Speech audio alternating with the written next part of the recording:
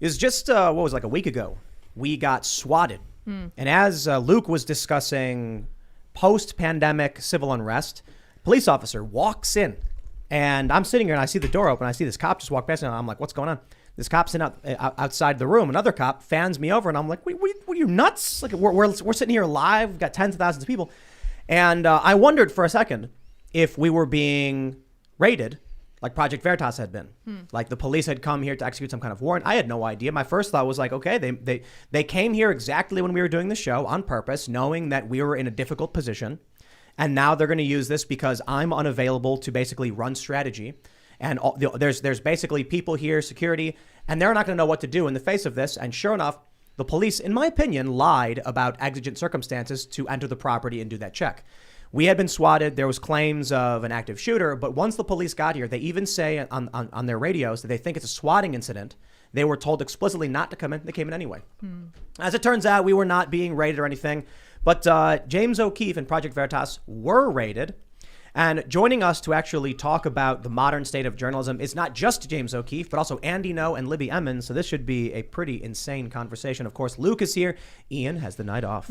James, do you want to introduce yourself for those that are not familiar with your work? Tim, my name is James O'Keefe, founder of Project Veritas, author of a new book called American Muckraker Out a Week from Today. So thank you for having me back. Thanks for coming, man. We appreciate it. We got Andy. Welcome, Andy. Hi, Tim. It's an honor to be here in person, finally. I am an American independent journalist who writes about Antifa. I have a book out called Unmasked. It's out in paperback now in updated new chapter.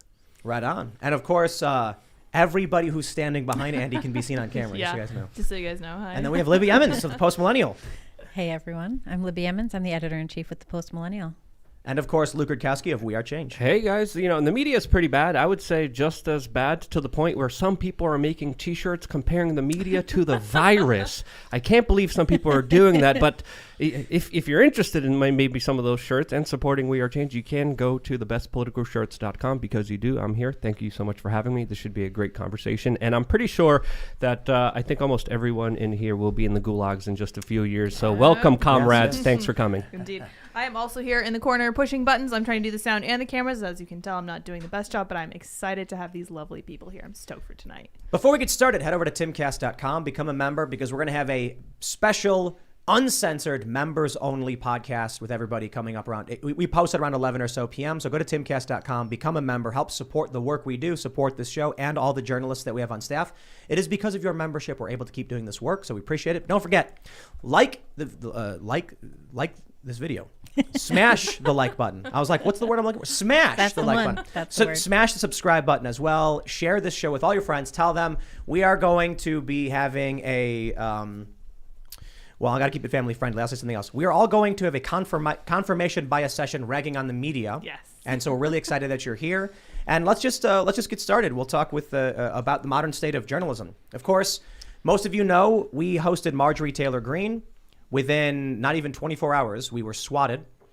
Then we hosted, I think, just like the next show, I think after that was Micro, and we were slammed by a DDoS attack, which exceeded a gigabit, which for those aren't familiar, I'm actually fairly surprised that was able to happen.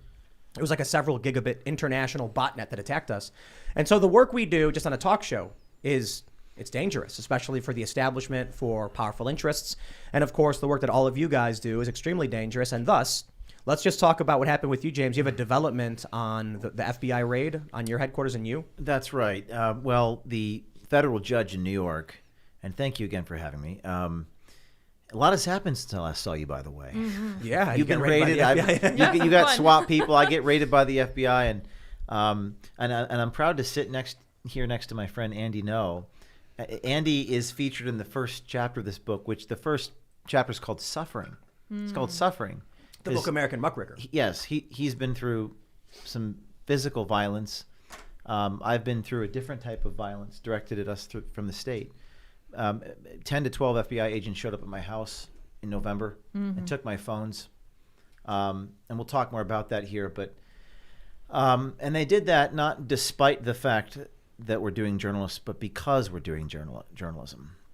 And that's how far it's gotten. So a federal judge in New York, the Southern District of New York, also known as the Sovereign District of New York, because they're quite autonomous with their decision making, ordered the FBI to stop doing that, and then ordered what's called a special master to oversee the FBI, which is very rare. You can count on one hand how often that happens. The federal judge citing journalistic privilege, Tim, and this federal judge was not a Trump appointee, he was an Obama appointed federal judge.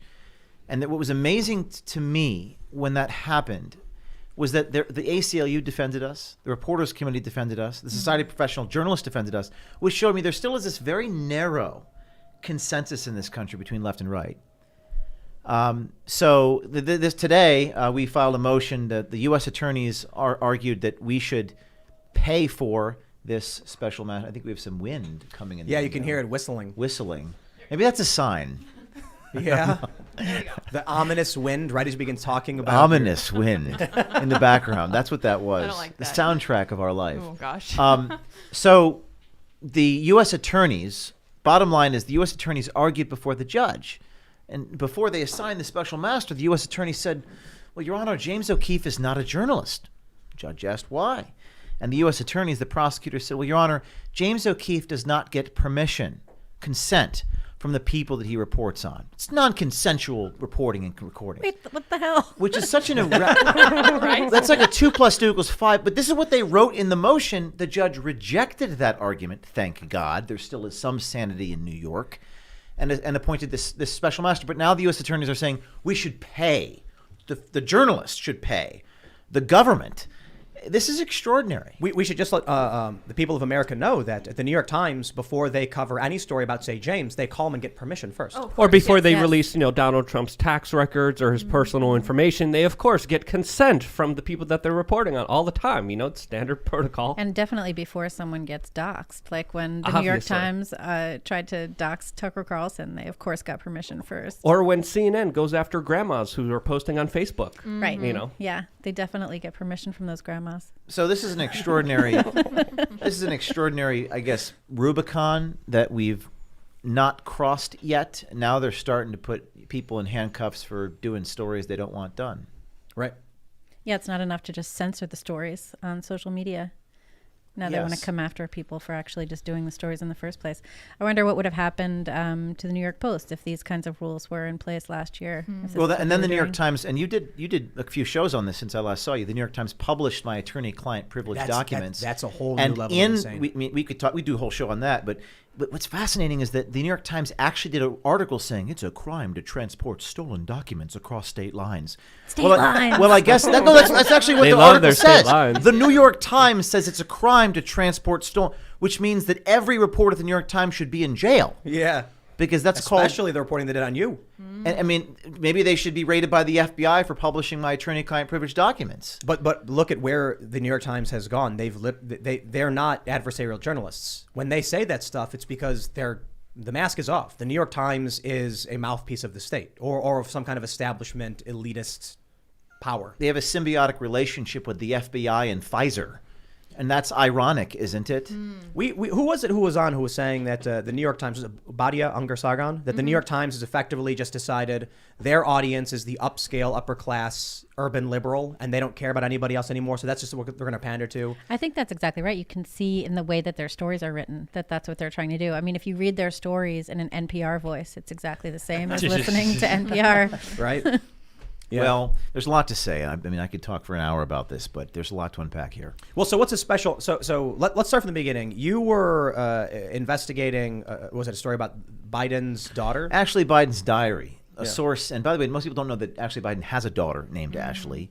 And there was a diary. Joe Biden has a daughter named Ashley. Joe Biden has a daughter named Ashley, and a source sent us this document, this diary, and we looked into it. I made the decision not to publish it because I couldn't verify with 100% certainty that it was hers. I was like 99 or whatever percent, but I wasn't 100%. And even if I could verify that it was Ashley Biden's diary, I couldn't verify what she wrote in the diary happened. Right. She talked about having inappropriate showers with her dad. Whoa. Does that mean Yeah. that Yep. she's Wow. Yikes. What does that mean?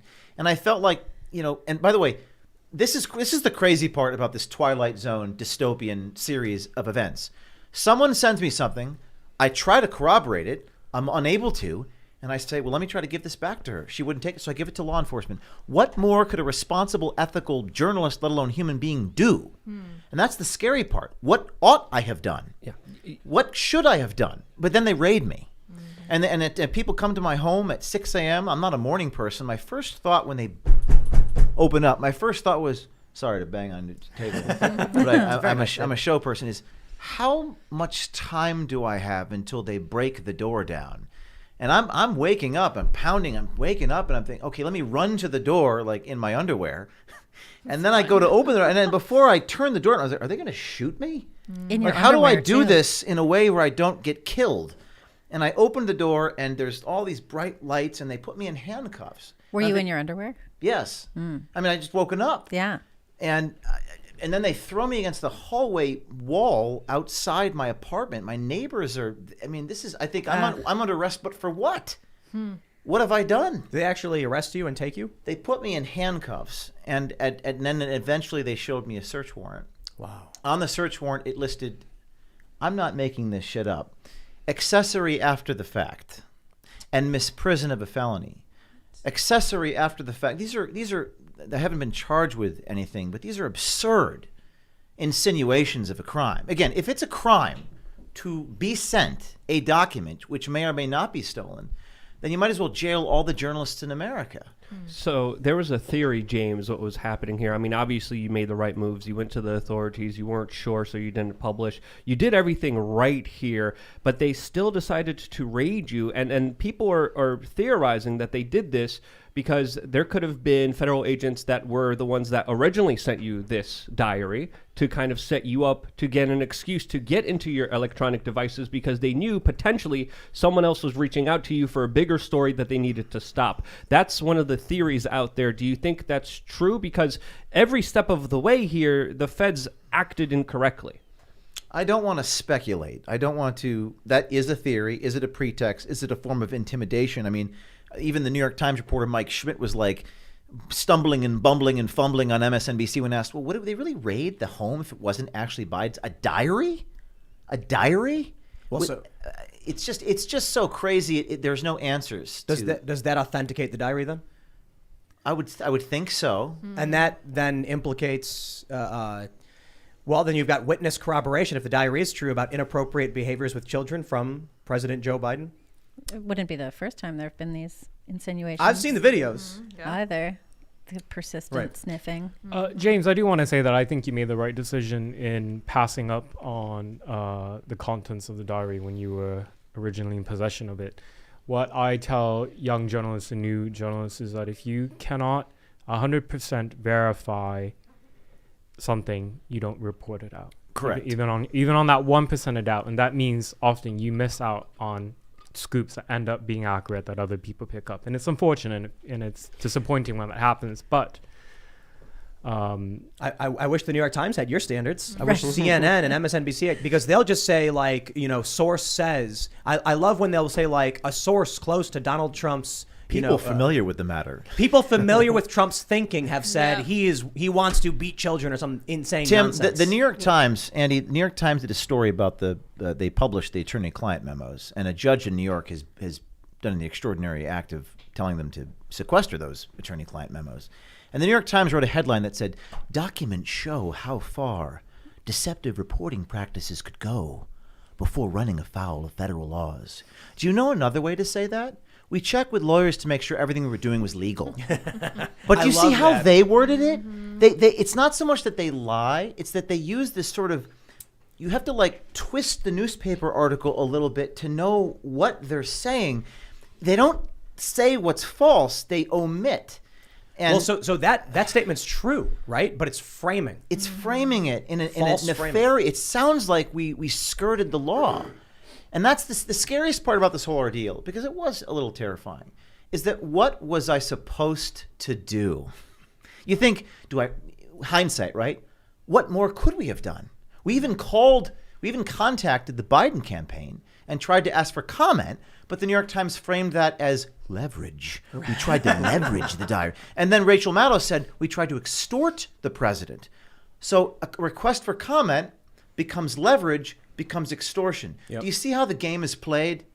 And it's very terrifying at times. I will say too, not to derail too much, but CNN's ratings are down 90%.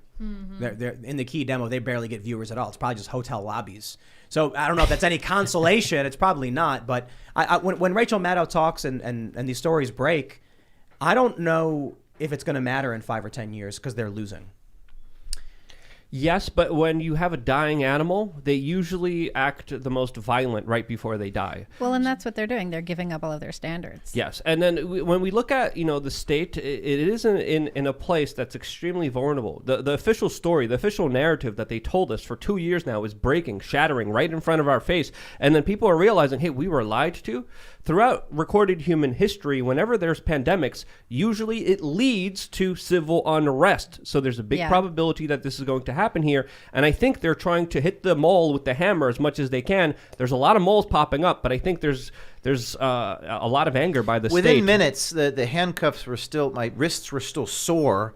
Within minutes of this happening, I got a text message from Mike Schmidt at the New York Times, national security reporter. How the hell does he know the contents of a secret grand jury subpoena? And why the hell are they leading me to the execution chamber? I am on the same team as these people. We are supposed to be speaking without fear or favor, which was the quote from Adolf Ochs, or whatever his name was, the founder of the New York Times. I'll just mention Project Veritas had one of the most important one of the most important stories, probably of our generation, the ABC Amy Rohrbach story with Epstein, which contributed to this major investigation, which ultimately I think the Maxwell case is kind of being covered up. We can get into that stuff, but Veritas, that's not partisan. When you report on this story saying, this is a journalist saying, I had the interview, I had the story, and it didn't get out, that was exposing powerful establishment elites, covering up a very serious scandal is an understatement. That's right. But why is the New York Times going after you? It's not just the New York Times. I mean, it is all of these news outlets that falsely frame everything about Veritas in an effort to harm you when you're doing stories about powerful corporations. And it's also journalists social should be media. on your side. And it's also all the social media companies Right. have come after you, and they recently pulled one of your employees off as well. Eric Sprackman, who's standing in the room with exactly. me. Although I will say, and I want Andy to get in here, but we've trended on Twitter almost every story we've done. The story we did last week on the Pentagon Papers, Department of Defense documents, which effectively are Pentagon Papers, trended #1 on Twitter. I'm banned on Twitter. Project Veritas is banned on Twitter. But what do you think, Andy? Well, it's not a side detail that an agent of the state is working with media organizations to be the first to break these stories that are extremely damaging, where you don't have to be charged with any crimes. It's the investigation and the reporting and media coverage on it that destroys reputations.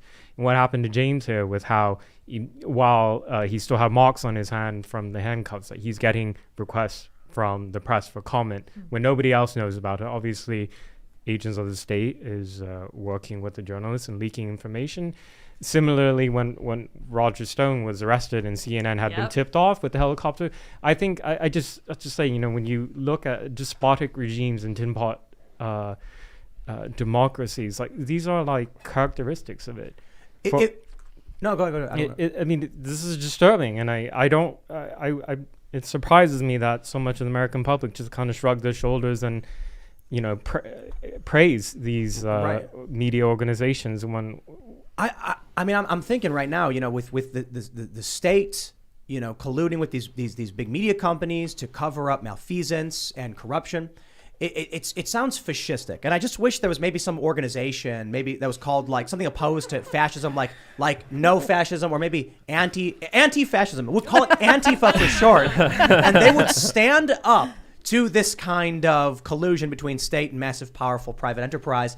Yeah, where's that at? Where is the actual? And I know, obviously, we know what Antifa is, but I'm like, where's the actual opposition from activists to say, this is a bad thing? Now, that being said, I will stress, James, you did get defended by some of these institutions like the ACLU. I did. Because they crossed the line so far, Yeah. even the ACLU was like, well, I guess we have to say something. One of the things that I hate to put it in left-right terms because increasingly this seems to be about good versus evil, and I don't necessarily think those lines are clear, but the left tends to overplay their hand.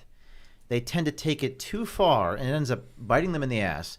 That was a beautiful moment when Ben Smith at the New York Times, and if Ben is watching this, Ben Smith, media columnist, New York Times, defended me. He was the first person. This was a few days afterwards, and he says journalists should not be cheerleading this.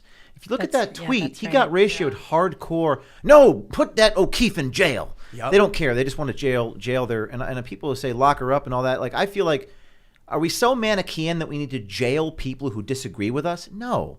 But Ben defended me. And after Ben did, he gave all these other people the permission to do so. ACLU, Society, all these organizations. And by the way, Ben Smith is leaving the New York Times. Why is he doing that? Great question. And I can also report to you that there's kind of a schism inside the New York Times. Well, it's not the first time. I mean, the major schism happened when Tom Cotton's op-ed ran, and it destroyed the op-ed section of the New York Times. Barry Weiss left. That's right. The whole newsroom got shaken up. That was an insane thing that happened, that Tom Cotton saying that the federal government should intervene in cities and deal with the civil unrest that was happening. It broke the New York Times. It broke the New York Times. And the editorial page editor, whose name escapes me, one we released on a deposition tape. James Bennett. I have a posse. I have my entourage here. We always travel with an entourage at Project Veritas. James Bennett was actually a pretty moderate guy. Yeah, he wasn't, And they made him out to be a devil. So I can report to you, because I have sources. Anonymous sources? Well, people I've covertly recorded I haven't released yet, who have told me there is a schism there. But, Tim, that was a beautiful moment in my life, watching people who hate us. I think there still is some principle. There still is some overlap between the left and right in our society. I think it's probably a bit reductive or maybe simplistic, but there's two big camps when it comes to whatever's going on with the establishment. People who are willfully lying and manipulative for power, and people who are blindly going along and maybe just scared. So there's probably a lot of people who saw what happened with the New York Times and Tom Cotton's op-ed, and they're like, I just want to get through this. The problem I have with these people, it was Clifton Duncan tweeted something, I'm probably going to screw it up, but he said that he's less concerned about those that are overtly engaged in malfeasance and evil, and he's more concerned about those who know what's going on but won't speak up.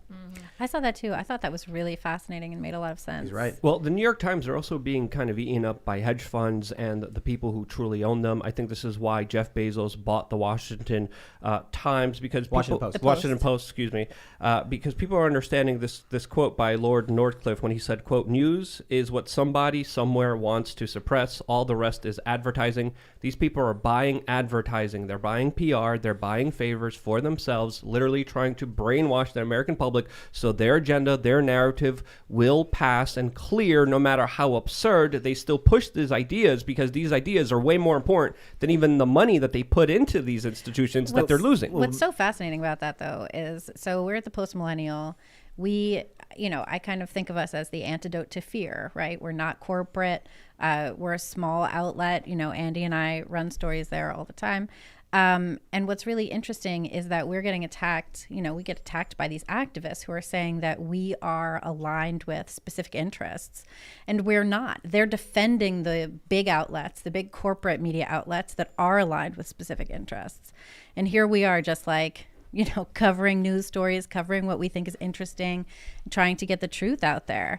And they attack us for doing that. Well, Jeff Bezos bought the Washington Post in 2013. And after Google and Facebook snatched up most of these advertising models, hedge funds like Alden Global Capital, everything's been consolidated. Newspapers are gone. Investigative journalism is gone. ABC News cut their whole investigative bureau.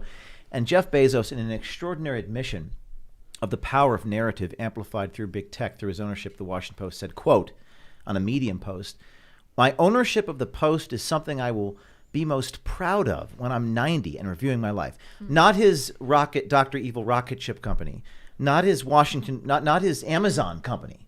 No, his ownership of the Washington Post is his biggest achievement. And I found that really a amazing insight into the power of narrative. I think the Washington Post and the New York Times, I may be giving them too much credit, are more powerful than all three branches of government, because government speaks through them.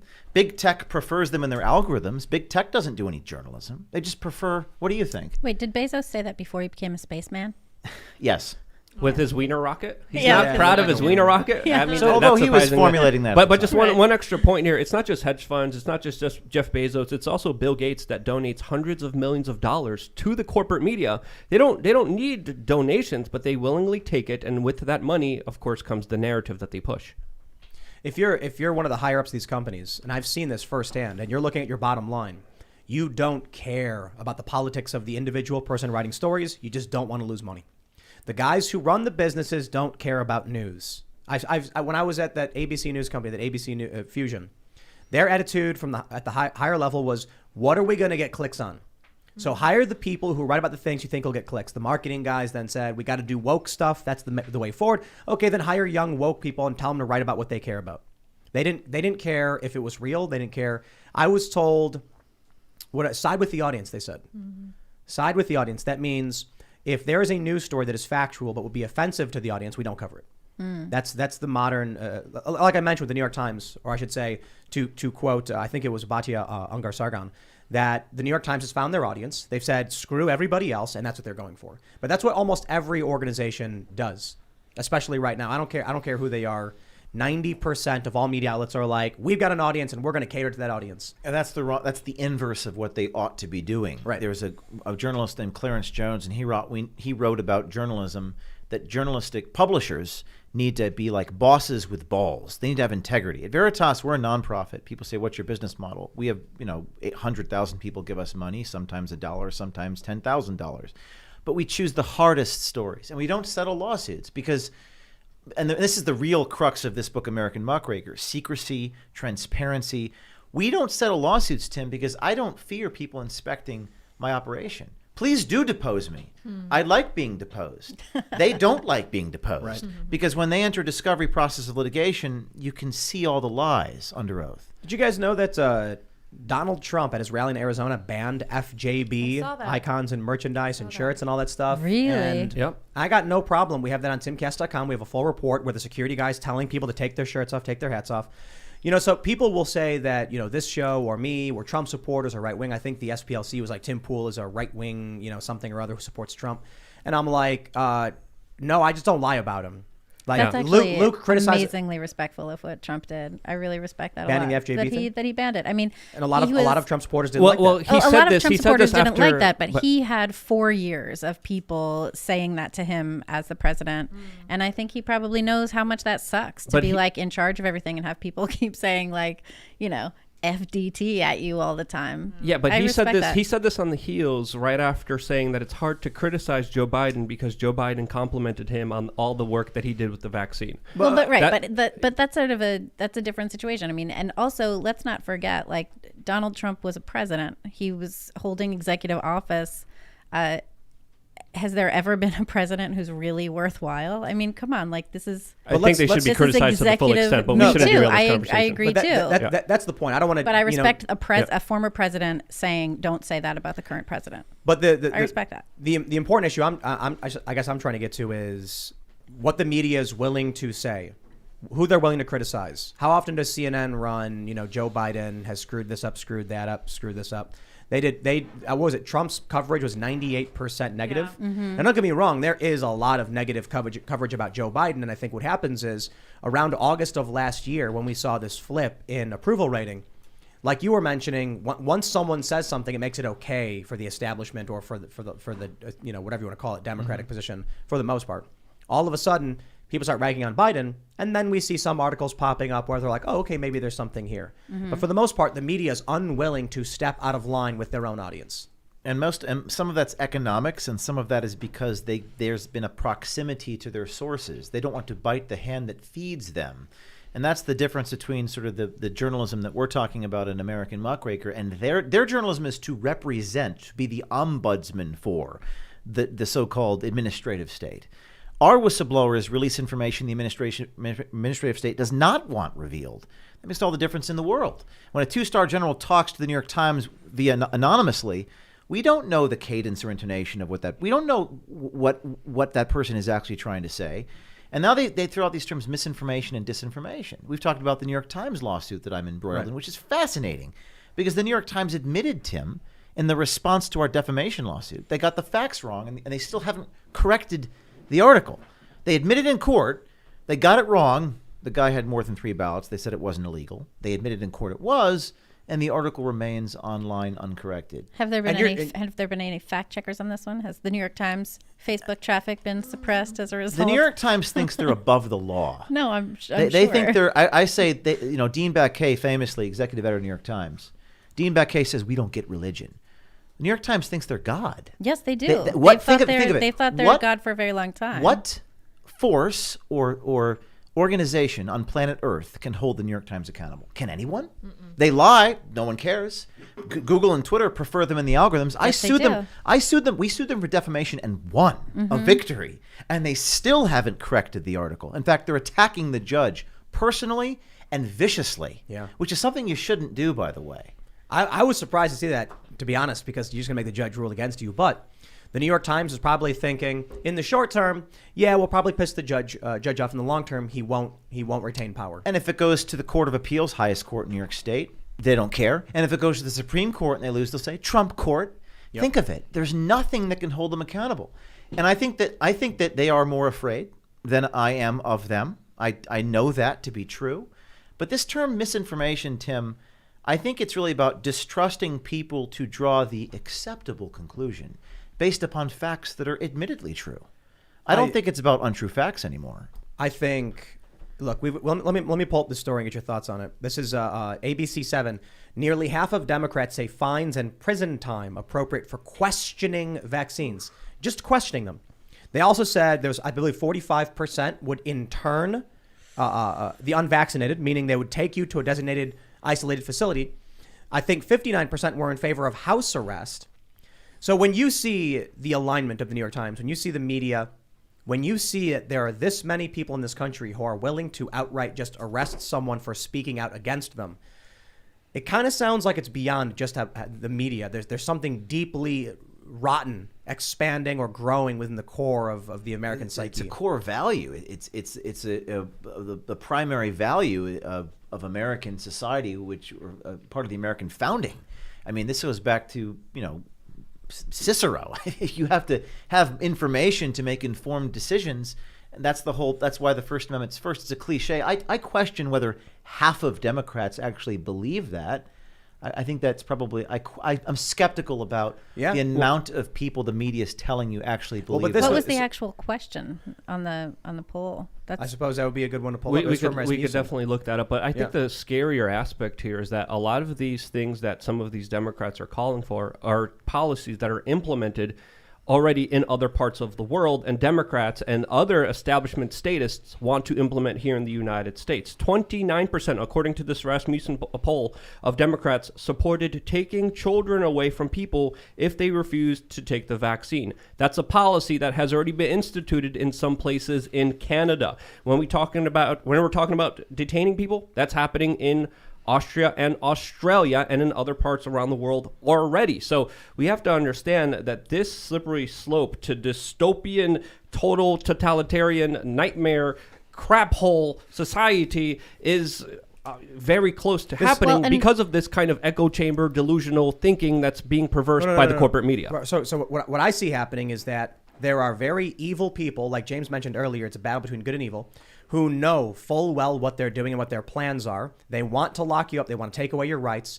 And they're lying about you on purpose, gleefully, willfully, and we're having a fairness battle. I don't think that they're going to win. I'm actually quite hopeful. Everyone's cynical, and it pisses me off. I mean, I talk about this too in this book, a chapter called Propaganda. Consent must be informed, not manufactured. All serious theories of democracy were a republic, which is also a democracy, including the economic theory, hinge on the notion that voters have reliable access to information. I think technology allows us to do that. Again, let me remind your audience, I am banned on Twitter. My organization's banned on Twitter. And our story was the #1 trending story in the world. Why? Because of the information that we released. Documents inside the Department of Defense, DARPA, a Marine Corps major fellow at the Department of Defense, wrote about this COVID and wrote about the fact that it was too risky for the Department of Defense to approve what was going on. And that story, it was about the strength of the information. And I believe that human nature is such that if people are able to see it for themselves, first-hand participant journalism, not second-hand anonymous sources, I think we're going to prevent society's collapse by continuing to do that journalism. I agree. I think it's working. I mentioned this with CNN and MSNBC having a ratings collapse. Getting back to the darkness of this, when we see this poll from Rasmussen, I do think it's fair to point out that maybe it's a bad poll from Rasmussen. Maybe the questions aren't right, but who knows? But I will say this: Kamala Harris was raising money through Twitter to bail out rioters, in 2020, some of the most extreme riots I've ever seen. When I talk to people, I can't remember. Minneapolis. Yeah, the Minneapolis but bail no, fund, but right? not only that, but I mean the riots were across the country. So when we're seeing some of the worst riots we've seen in 50 years, maybe, and I talk to people about the potential for civil conflict, civil unrest, or whatever, and they say, "Oh, it's not that bad." It's because we're frogs in a pot that are boiling. When Andy, you report on this stuff, you expose who these violent extremists are. The media lies about you. All of these different institutions lie about you. They make things up. There is I don't know how you describe it. I call it a cult. They are in line with each other. But it's not like they actively collude at a national level where like a message goes out and they say, everyone say Andy knows, wrong. They just all do it. Yeah, I was quite naive in 2019 before I became more of a well-known figure and I was just a regional person in the Pacific Northwest. After my assault in the summer of 2019, that punches, kicks in the milkshakes, the hospitalization for the traumatic brain injury, I was naive enough at the time that I thought the media organizations would be out to support me. I remember Jake Tapper, I believe, was one of the very few center-left journalists who issued a tweet that condemned what happened to me, and I really appreciated that. And he got so much blowback that he ended up deleting that tweet of support. Really? Yeah. And then all the hit pieces came out in a way that seemed sort of coordinated, and James can speak to this. And I was watching kind of in real time in fascination at how they can destroy someone's reputation. So there was initial outpouring support for me. So then what happened was a local blog in Portland interviewed somebody and gave this person a pseudonym. So I have no idea who this person is, who accused me of being in collaboration with this far-right group in Portland. So one, I couldn't confront my accuser. Legally, I couldn't do anything either. We don't even know the identity of this person, so we can't even write a cease and desist letter. And then this damning story and headline, which is false, from that was published in the Portland Mercury. They never reached out to me for comment, by the way, was then repeated in other publications like Slate and Vox, et cetera, and then that is cited in your Wikipedia. And then when somebody Googles you who doesn't know who you are, that's the first thing they see, and that is your reputation. I wonder how long it's going to last, though. They go after Joe Rogan, the most popular podcast in the world. And the stupidest thing you can do is lie about Joe, because the 11 million people on average who watch his show, the 50 million who've seen some of his biggest shows, the people who are fans of MMA and know him, or who just watch his Netflix stand-up, they see this story and they go, yeah, that's not true. And all of a sudden, you lie about someone as popular as Joe and people start waking up. And now we're starting to see it. We're seeing a major shift. This poll came out. Gallup released this, one of the most credible polling institutions, that as of the fourth quarter of 2021, more people identify as Republican or Republican-leaning than Democrat for the first time since I believe it was 1991. There actually may have been a period around the 2000s where it was fairly even between the two, but this is a gap now of 5 points, right? I'm not saying Republicans are the right answer or that, Democrats are always the wrong answer, but regular people are looking at the establishment. They're associating it with one side of the political spectrum and saying, I don't want to have anything to do with that. Well, it's not just Joe. It's Joe also influencing people like Dana White, influencing people like Aaron Rodgers that are going out there and speaking these larger truths. And some people would say breaking the mass psychosis, the mass formation psychosis that, of course, the corporate media in unison tells us doesn't exist, as, of course, the Financial Times literally calls for psyops, as, of course, even the Canadian Joint Operations Command even admittedly said that they have relied on propaganda techniques used in Afghanistan with COVID because they saw it as a unique opportunity to test out their propaganda techniques on the general public. What you were saying about Joe Rogan, that's why they try and silence him. That's why these doctors and researchers and scientists came out to try and... Not fair to call him that. What? Not fair to call them the doctors anymore. Oh, Because the that's- list had all like a right. cannabis farmer on it. Oh, a campus farmer. If I may, It was Cannabis less than farmer. 100 medical doctors, some of Okay, them not but even practicing. Did they have And a like a PhD? dentist. Okay, Yes. so the letter written by a bunch of hacks, who a few of whom claim to be doctors, apparently. They're going after Joe Rogan. They're going after all of these people because they don't understand that the American people can see lies, that they can see these falsehoods that are being forced upon them. And Americans go after the truth. That's one of, I think, But I think I want to go back to what Andy characteristics. was saying, because you're talking to a man here who has effectively suffered. I think that's fair to say, in some form or another. This is traumatic. I will speak personally. I suffered a kind of a form of PTSD after my New Orleans incarceration, and I was reminded of that after the FBI raid. At least for a day or two, I did. People say, "Are you scared?" Well, of course, you're human. I mean, I've pretty much removed most of my desire to be liked by these people. I'm almost down to completely zero. I'm never going to be fully zero because I'd be a sociopath if I was zero. But I just want to talk a little about that for a minute, because it's a theme that I think is very important to discuss here, because it is a prerequisite for being effective. I wrote about this, that this is an age where the loss of one's Twitter account is treated like the loss of one's life. Imagine if everyone watching this did not care if they took away the Twitter account. What impact could they have on you? Your reputation. What does that mean? Your Wikipedia page? Taking away, deplatforming you? But the moment you stop worrying about that, and you don't let that handcuff you, pun intended, is the moment you're actually able to actually be free to do the things and do the journalism. And I know what it's like. I articulate this in words better than I can off the cuff. No one can deprive me of my reputation, or Andy of your reputation. They've already been deprived. We've already been deprived of that by declarations from credible journalists. That's not credible journalists. How are these journalists credible? They're credible by virtue of the decree that they are indeed credible because they say so. And to see that happen, it's traumatizing. It can make an otherwise confident man question your own perception of reality. In the beginning, it did. In the beginning of my journey, I questioned my own perception of reality. But once you get through that and get through the other side of it, which I think you have, I think any survivor of that sort of abuse develops superpowers. Like you're a stronger man than you were, you're a better journalist than you were, and you're wiser than you were. And what I've learned is the moment I've said this to you before, Thank it's you. a cliche.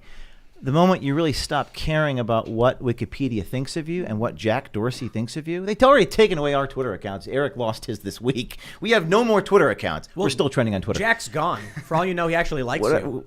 Jack is a metonym for whoever the CEO is at this point. But the moment you stop giving a shit about what they think about you is the moment you're free. Oh yeah, it was a magic moment. I remember during Occupy Wall Street, I got a big surge of followers on Twitter, and with that, a big surge of people saying really mean things to me. And it was the first time I'd ever experienced a wave of hundreds to thousands of people just saying the nastiest fake things about me. And for a minute, I kind of freaked out. I was like, what does this mean for me? What is this going to be? What is it going to do? Am I going to be able to keep doing this? Am I going to be able to work?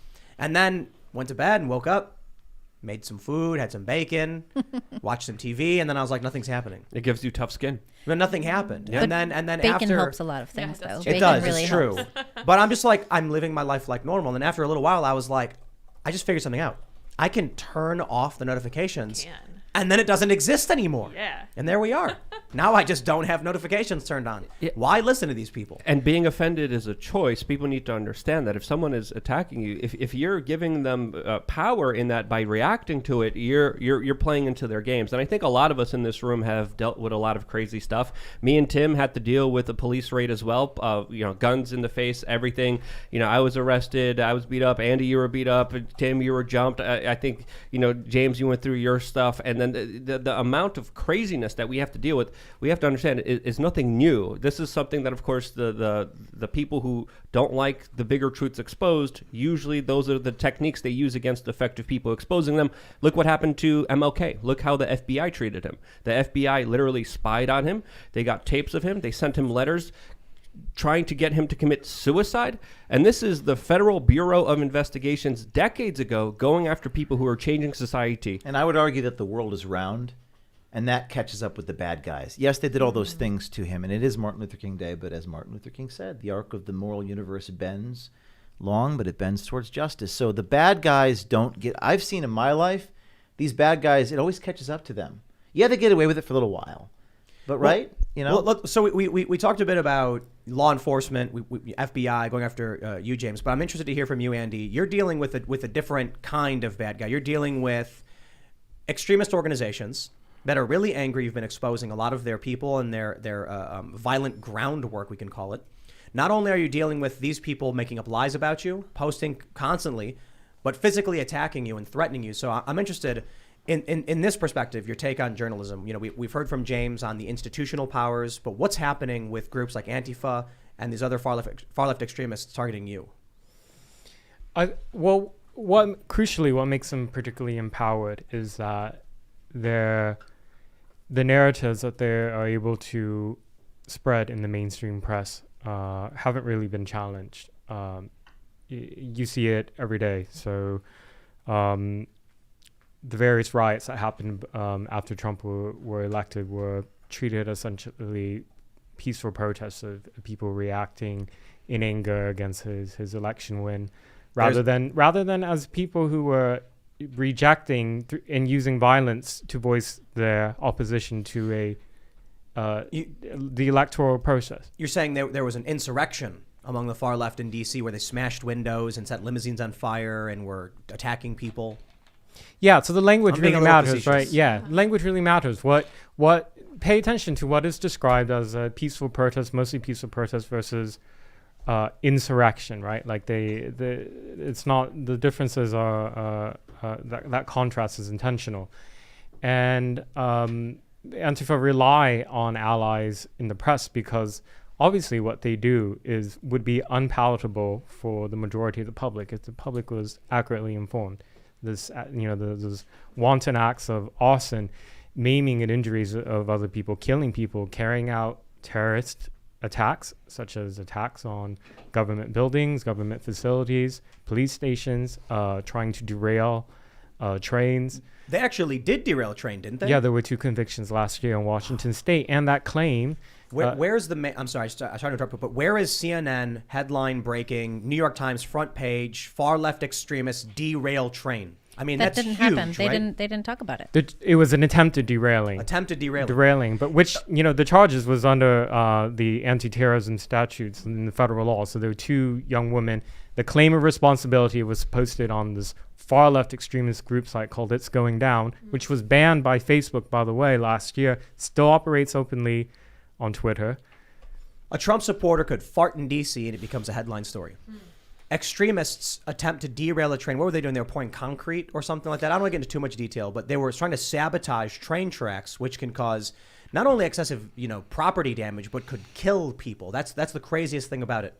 That is an attempt to kill, and the amount of damage from derailing these trains, as much as many people on the left don't like to get into the economics of it, it could cause people great suffering in terms of not being able to eat. There are poor people who rely on food coming in and resources from local governments to help them.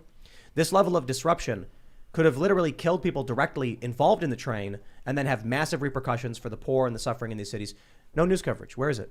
Where's the big story? Where's the national conversation?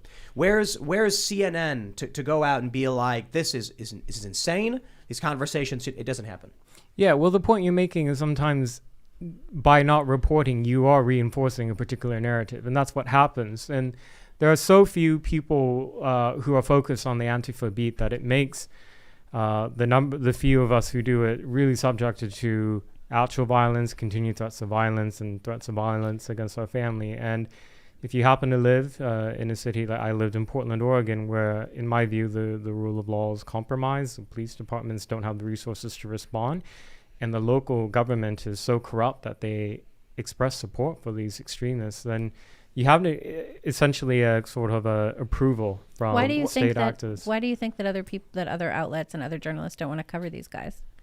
Because the few journalists who are from establishment press experience what it's like to be suddenly targeted online. So you think it's a fear thing? Yes. They don't want to do it because they're afraid? Yeah, it's also the ideological thing, I think. For lack of a better word, communism. Mm-hmm. Communists don't want to breach discipline. For it to do so would be an act of blasphemy. Like when Jake Tapper takes his tweet down. Why does he do That's that? crazy. That is Why crazy. does he do that? Where's the principle? I tweet stupid things all the time and get mocked for. I just leave them up. I don't care. Right. Like I'll delete something if I tweet it right away and there's a typo or like a word it's not phrased properly.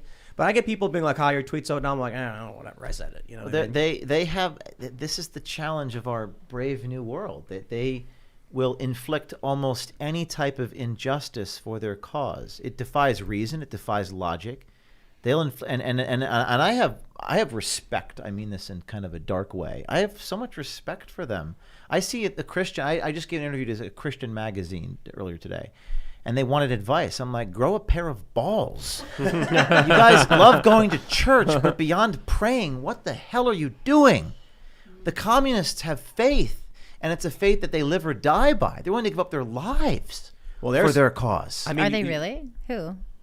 Well, I mean, they're willing to burn down buildings. They're willing to build a burn trail? down buildings, but they're not willing to give up their lives. Some of them. some of them may. No, we've Who's- seen. Look, we've some seen of them giving up their may. lives. They're, Maybe they're willing to be incarcerated. I mean, history. Absolutely. Yeah, but I mean, but if history we, is replete with well, I'm examples talking of, about recently. So I mean, if we look at, for example, protests at the Capitol, for example, I was talking to an attorney, Marina Madven, who represents, you guys probably know who she is, represents some January 6th protesters or rioters, whatever you want to say. And there's this rabbi who she's representing who is being charged with parading, and it's a misdemeanor. And her argument, they're trying to sentence him to all this long prison term, well, longer than necessary, like some days prison term. And her argument is that people who were arrested for protesting in the Capitol against Brett Kavanaugh got a $50 fine. yeah. So why is this rabbi getting this look. excessive sentence and excessive fine when he was in there for less time, for like 5 minutes and left? Because it's a cult. It's obvious that the machine is slanted in one direction. Right. We've all said it in a variety of ways. The institutions are protecting one side and demonizing the other. Right, but in point terms is of what that James was saying, protester who right. got charged Yes, with $50, she knows she's not going to have to give up her life. That's not the She knows case. she's only The gonna have to far- give up the $50. leftists know that they have legal resources behind them. The right doesn't have that. Right. They have the National Lawyers Guild behind them. So they don't They're have to give given up their- trainings. Oh, yeah. That's not true. They're given trainings on what to do. They're willing to do this. They're willing to sacrifice each other. They're willing to a certain degree to sacrifice themselves. Now, many of them may not think they're going to lose their lives completely, but they enter these positions. I've been to these meetings. Luke and I were at a big meeting in France, and they say to everyone outright, you could end up in prison for the rest of your lives and charged with terrorism. And they say, okay.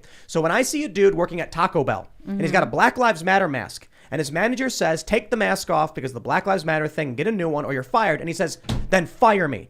The far left screams. They make demands, and Taco Bell backs down and says, we're sorry. The right does nothing. They do nothing. It's the revolutionary heart of communism, I think. It's the power to act upon their convictions. And I think history is replete with accounts of this. Whittaker Chambers wrote about it. Douglas Hyde wrote about it. He converted from communism to Catholicism. There's a lot of examples of people. It's at the heart of their, for lack of a better word, religion. And I think they're willing to act upon their ideals. And from my perspective, I think we can learn from their faith to act. Not break the law, but not worry about being shamed. In some regards, the modern day equivalent of giving up your livelihood. You're giving up your livelihood. Yeah, and your reputation. Yeah. And your accounts. They don't care. We had Darren Beatty. For speaking out. We had Darren Beatty They're on not the show. afraid. They're not afraid. Darren Beatty said he thinks that the right, and I'm paraphrasing, but I think the general idea was the right is actually more prone to cancel culture than the left because the right has more people scared of the mainstream opinion against them. So they're willing to tell people who are either to the right of center or, who are more conservative, traditional conservative, they're not going to defend them. And you see this in Congress even. Marjorie Taylor Greene gets condemned and booted off her committee assignments because the Republican Party panics. Meanwhile, Ilhan Omar can say whatever she wants. Yeah, that's a do problem. nothing. Yeah, and then I Donald mean, Trump the other just wants to be liked by the New York Times. Yeah, He I wants mean, to be for- liked by the corporate institutions, and that kind of train of thinking, it's not going to achieve There anything. are Republicans who care more about the opinion of the New York Times than the opinion of their own constituents. That is exactly the point. And until they stop caring, they can't be effective. And it comes down to the faith. I've been saying this for years, and I don't know how else to say it. It sounds like a cliche, but the moment the Republican Party stops being humiliated, you give them that power. We give them that power. That's not a power they have. It's only a power if you give it to them. How And the does- moment how does- you stop caring and you stop giving them, then you're free to actually do. But they won't, because a lot of the people in the Republican Party aren't there for the right reasons. You want to know why they don't like you, James? Because you changed the news cycle. How is the news cycle set? The New York Times, CNN, these big companies decide there's a big story, and then people in politics try and jump on it to address the issue. And I wonder that sometimes. I'm like, how is it that the New York Times just decides to run a headline story, and all of a sudden that's what we're talking about? But something interesting happens with Veritas. You report a story and it trends #1 on Twitter. All of a sudden, they're forced to address it, and they don't like doing that. They Well, don't like I when want you to take get their even thunder. deeper on you. This is a Daily Beast headline by Lloyd Grove, and they tried to do this shame crap with me. They tried to get me to, I'm so sorry, I apologize, I shouldn't have done. And the headline reads, "It's impossible to shame James O'Keefe." That's a badge of honor figured right it there. out. Do you understand? We should frame this and put it in our bathroom at headquarters. Do you understand? Do you understand now how the That's game is played? beautiful. The whole point is to shame you. When they Yeah. couldn't, That's when their they, modus operandi. and here's what's scary: when they couldn't shame you, the FBI shows up. When they couldn't shame Andy, they found him in the street and they beat him up. Well, they're running out of arrows, aren't they? Because how do you exceed? Do you know how aggressive it is for the FBI to execute a search warrant against an American journalist? They're The scared. Attorney General of the United States expressly forbids it in a memo by Merrick Garland in July. You do not execute search warrants against journalists, particularly for this issue. They probably broke the law. And doesn't that show kind of a bit of desperation? Yeah, absolutely. I wonder if there's something else we don't know yet. The FBI maybe got worried that you had a whistleblower with some information, and the only way they could figure out what stories you were working on was to drum up some fake search warrant to get access to your documents. Well, the problem with that strategy is that most of my employees, I'm the CEO of the company, I do some reporting, but not all. Most of our employees are the ones with sources, and they didn't take their phones. Well, they don't know what to do. I think they're panicked.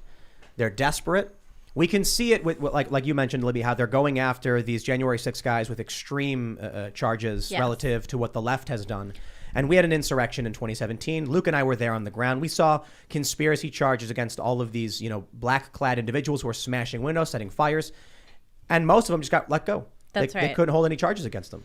Well, and that goes on in so many of these cities that are Democrat run, and they've just taken that strategy and they're using it all over the place. Gascon and the DA in LA does this catch and release thing. That's not working. The new DA in New York has promised to do something very similar. It's going to make the city that is crumbling even worse. In, Well, in New let's- York, just really quickly, in New York, there was activists being arrested for eating without a vax pass, eating without permission from the government when a woman was murdered yards away from them. Yeah. So the police is prioritizing They- vaccine yeah. domestic passports over literal murders that happened. Well, and this and is they- happening the under police the Eric are- Adams administration that campaigned to be tough on crime, and this is happening in the city right now. It's absolutely ridiculous. Well, they also promised to be tough on vaccine mandates, and they've continued that as well.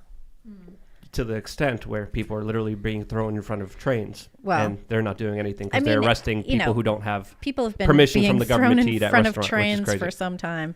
That's actually not new in the city, although it is horrifying and The terrifying. crime is up. Crime is up. Yeah. Yeah. No, it's a in all of disaster. these cities. It's a disaster for sure. We have It's so that story interesting. out of LA. Andy and I were talking about this earlier. That so many of these cities that are Democrat run. What was our conversation?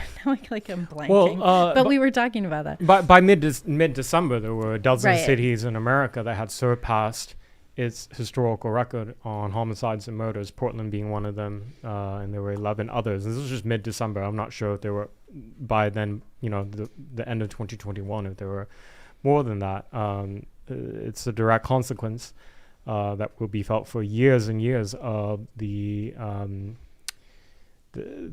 political and social changes in our culture after George Floyd died. That was Right. And it's like social justice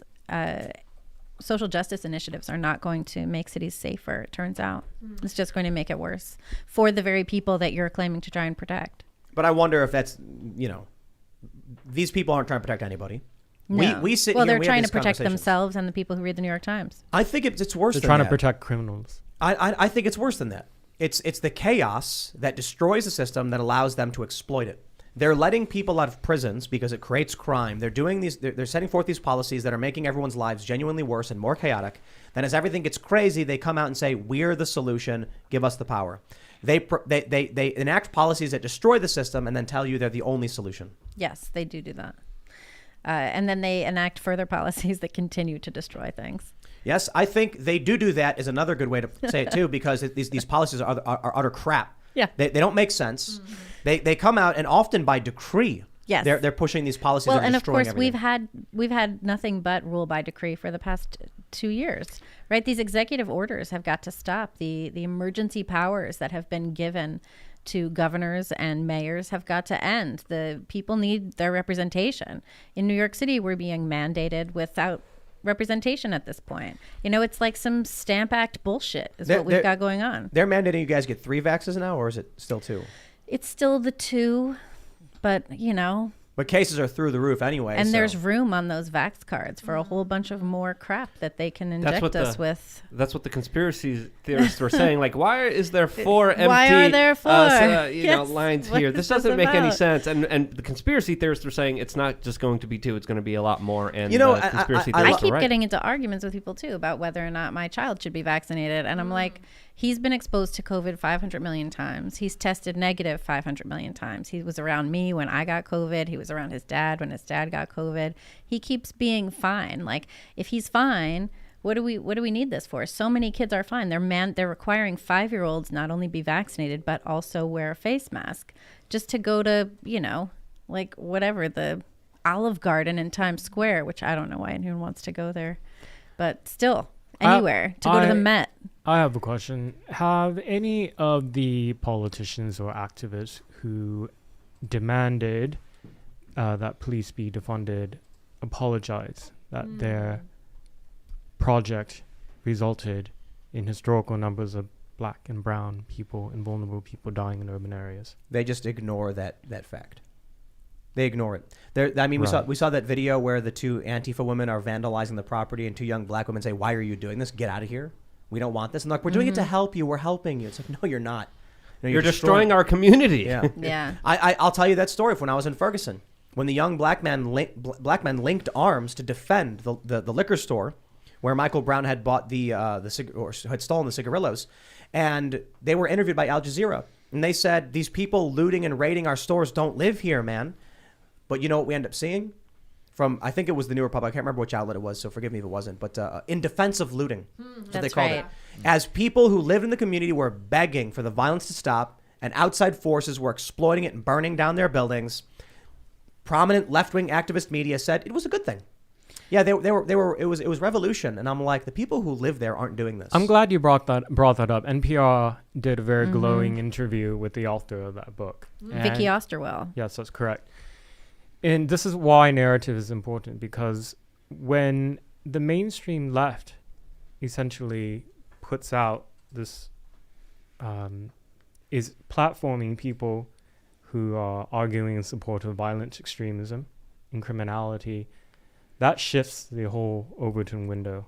And I think we've seen that very clear. We've seen that slowly in the last 6 years in the opinion sections of the New York Times. I mean, they publish some really awful things, like I'm still disturbed by that one piece of the parent asking if his black child should have white friends. Right. Yeah. That was really upsetting. That was the Charles Blow story, I think, wasn't it? I don't Yeah, I recall. think it So yeah, that shifts, and we've seen, you know, as all that violence was happening in 2020, where it wasn't just property destruction, we had at least 26 people who died as a result. And there were peripheral deaths too. Yeah. So Right. there were some instances where people died indirectly as a result of the riots, like roads being closed, ambulances being blocked, things like that. And then you had the overt murders, people like David Dorn, who were just killed in these riots. Reporting that I will always give a shout out to Michael Tracy, where he actually drove to these small towns that people never heard of. It was Ikau and Yanka. Sorry. It was what for what? That was the Red Light author. Story. Yeah. Author of what? I had it wrong. Oh, okay. Yeah, Can my children be friends with white Oh, people? right. Yeah. Michael Tracy went. He drove across the country and he went to these very small towns and he saw boarded up windows, spray paint saying "Please don't hurt us," things like that. Oh, Spare our store. I saw it myself. So I was in the Capitol Hill Autonomous Zone, Chaz, in Seattle. This is where BLM, far left extremists, and Antifa took over 6 blocks of a major American city, created a hard border, and had people with guns guarding these checkpoints. It was allowed to go in 3 weeks. People died there. On the wind, and this was a really heavily, densely populated area. The businesses on there had signs that said, Black-owned business, Asian-owned business, person of color-owned business. As sort of these, it seems really kind of like medieval, right? It's like, please don't harm us, because every inch of that entire 6 blocks was vandalized. I have to wonder, we often talk about civil war or civil unrest or whatever, fun in I guess a funny twist or whatever, or however you want to describe it. When Luke was reading about post-pandemic civil unrest is when we got swatted. So I'm curious, Luke, if we never actually, I don't think got to flesh out what was going on with that. As we're looking at what happened with Chaz and with Minnesota and with all this stuff, I think there's a real possibility that not only were we already likely to see civil unrest because of the pandemic lockdowns, but you add to this the fact that Black Lives Matter rhetoric and rioting over the past few years has never been checked. It has never been held to account. I think that's going to lead to something, substantial. Especially when you consider the economic factors that are also adding a lot of stress to the entire system, with people finding it harder and harder just to find commonly household used items. The store shelves are also being emptied, not just because of the winter storm, but because of the global supply chain shortages and the problems that have started that we still haven't felt the full effects of. So when you combine all of that and the historical pretext for unrest when it comes to pandemics, this is a recipe for disaster, especially at the state that the United States is in right now, with what people are calling a decline of an empire. There's a lot of things coming together all at once, but it's a storm that's absolutely dangerous to be in. The BLM riots and the Antifa riots, it wasn't that they were only unchecked. They were encouraged. And those rioters were encouraged to flout COVID restrictions. So I remember in June 2020. Just a real quick interjection. Yeah. Actually, it was one article said that they actually reduced the spread of COVID. Oh, yeah. Yes. No joke. They reported Yeah. that. Well, Andrew Cuomo said, and Bill de Blasio said, that if contact tracers spoke to people who had been protesting for social justice, they were not to ask them if they had been, not to ask people, have you been doing this, in order It's to a help cult. the contact tracing. But it was in June of 2020 that there was a 10,000 person protest outside of the Brooklyn Museum of Art in Brooklyn. 10,000 people out protesting to end violence against Black trans people. And the mayor said this was more important than COVID restrictions. And it was literally at that moment, like, I was already sort of done with this pandemic in May. I can't, whatever. And then at that moment I was like, and everything you have said and everything you are now going to say is a complete and total fabrication. Yep. It's fully a lie. As soon as there's 10,000 people allowed to hang out outside the Brooklyn Museum and protest, supporting Black trans lives, and me and my kid can't go to the movies, and we can't go to the Met, and we can't do anything, everything you are thoroughly discredited. Yeah. 100% discredited. The government entirely, I think in New York State and in the city. I think I remember watching de Blasio on the corporate media. I think it was CNN What announcing. a shyster. Yeah, announcing, hey, we're going to restrict this. You can't go to the movies. You can't go to the supermarket. You can't eat at restaurants. You can't do this, and then this. And then he was asked, what about the protest? He was like, oh, they're justified. That's fine. Well, and how? And it was How in the probably world? a bunch of these same stupid doctors and researchers and scientists who wrote the Rogan letter, who penned that letter saying that racial justice protests are a reasonable reason to not adhere to COVID restrictions. You mean the dentists and nursing students? Yeah, that whatever. made up the And list. the cannabis farmer? Yes, that guy. I got respect to the guy who's farming cannabis, but I don't think he should Not a be. doctor. He's not a doctor. The, I mean, he the might be some non-board kind. certified veterinarians. Yes, these Exactly. people. Yeah. Back alley veterinarians. Right. I don't like what Joe Rogan's talking about. The veterinary abortionists. Oh no. Oh man. Sorry. But I want to loop it back to what James was saying. James was saying we're optimistic, or he's optimistic. I'm optimistic. Yeah. I take a look at the declining ratings of these institutions. I take a look at, we have the story actually from the Post Millennial. Red wave poll shows dramatic shift in party preference from Democrat to Republican at the end of 2021. So this is from Gallup, one of the most credible polling institutions, so they say. And we can see that around the third quarter, there was a big decline and a shift occurring. And by quarter 4 of 2021, Republican identification outweighed Democrat by 5 points. This is for the first time in a couple, like 20 years, maybe. There was a period, I think, in like 2010s where it was fairly even, but we haven't seen this pronounced of a flip since like 91. Now, I don't think Republicans are necessarily the answer. I think voting in the primaries and voting for people who care about this country is the answer. But the fact that people are breaking away from the establishment narratives, from declining ratings to party shift, I think matters. I think it's grounds for optimism, right? Well, I keep on plugging my book, but the second book you should reread every year is 1984, which is the year I was born. Oh, boy. And in this book, Winston, sign. the protagonist, Winston, 1984, says the party is a metaphor for what we're talking about, tells you to reject the evidence of your own eyes and ears. Winston said, it is the final, most essential commandment. It is the number one rule. Don't trust your own eyes and ears. But the moment propaganda becomes apparent, it loses its effect.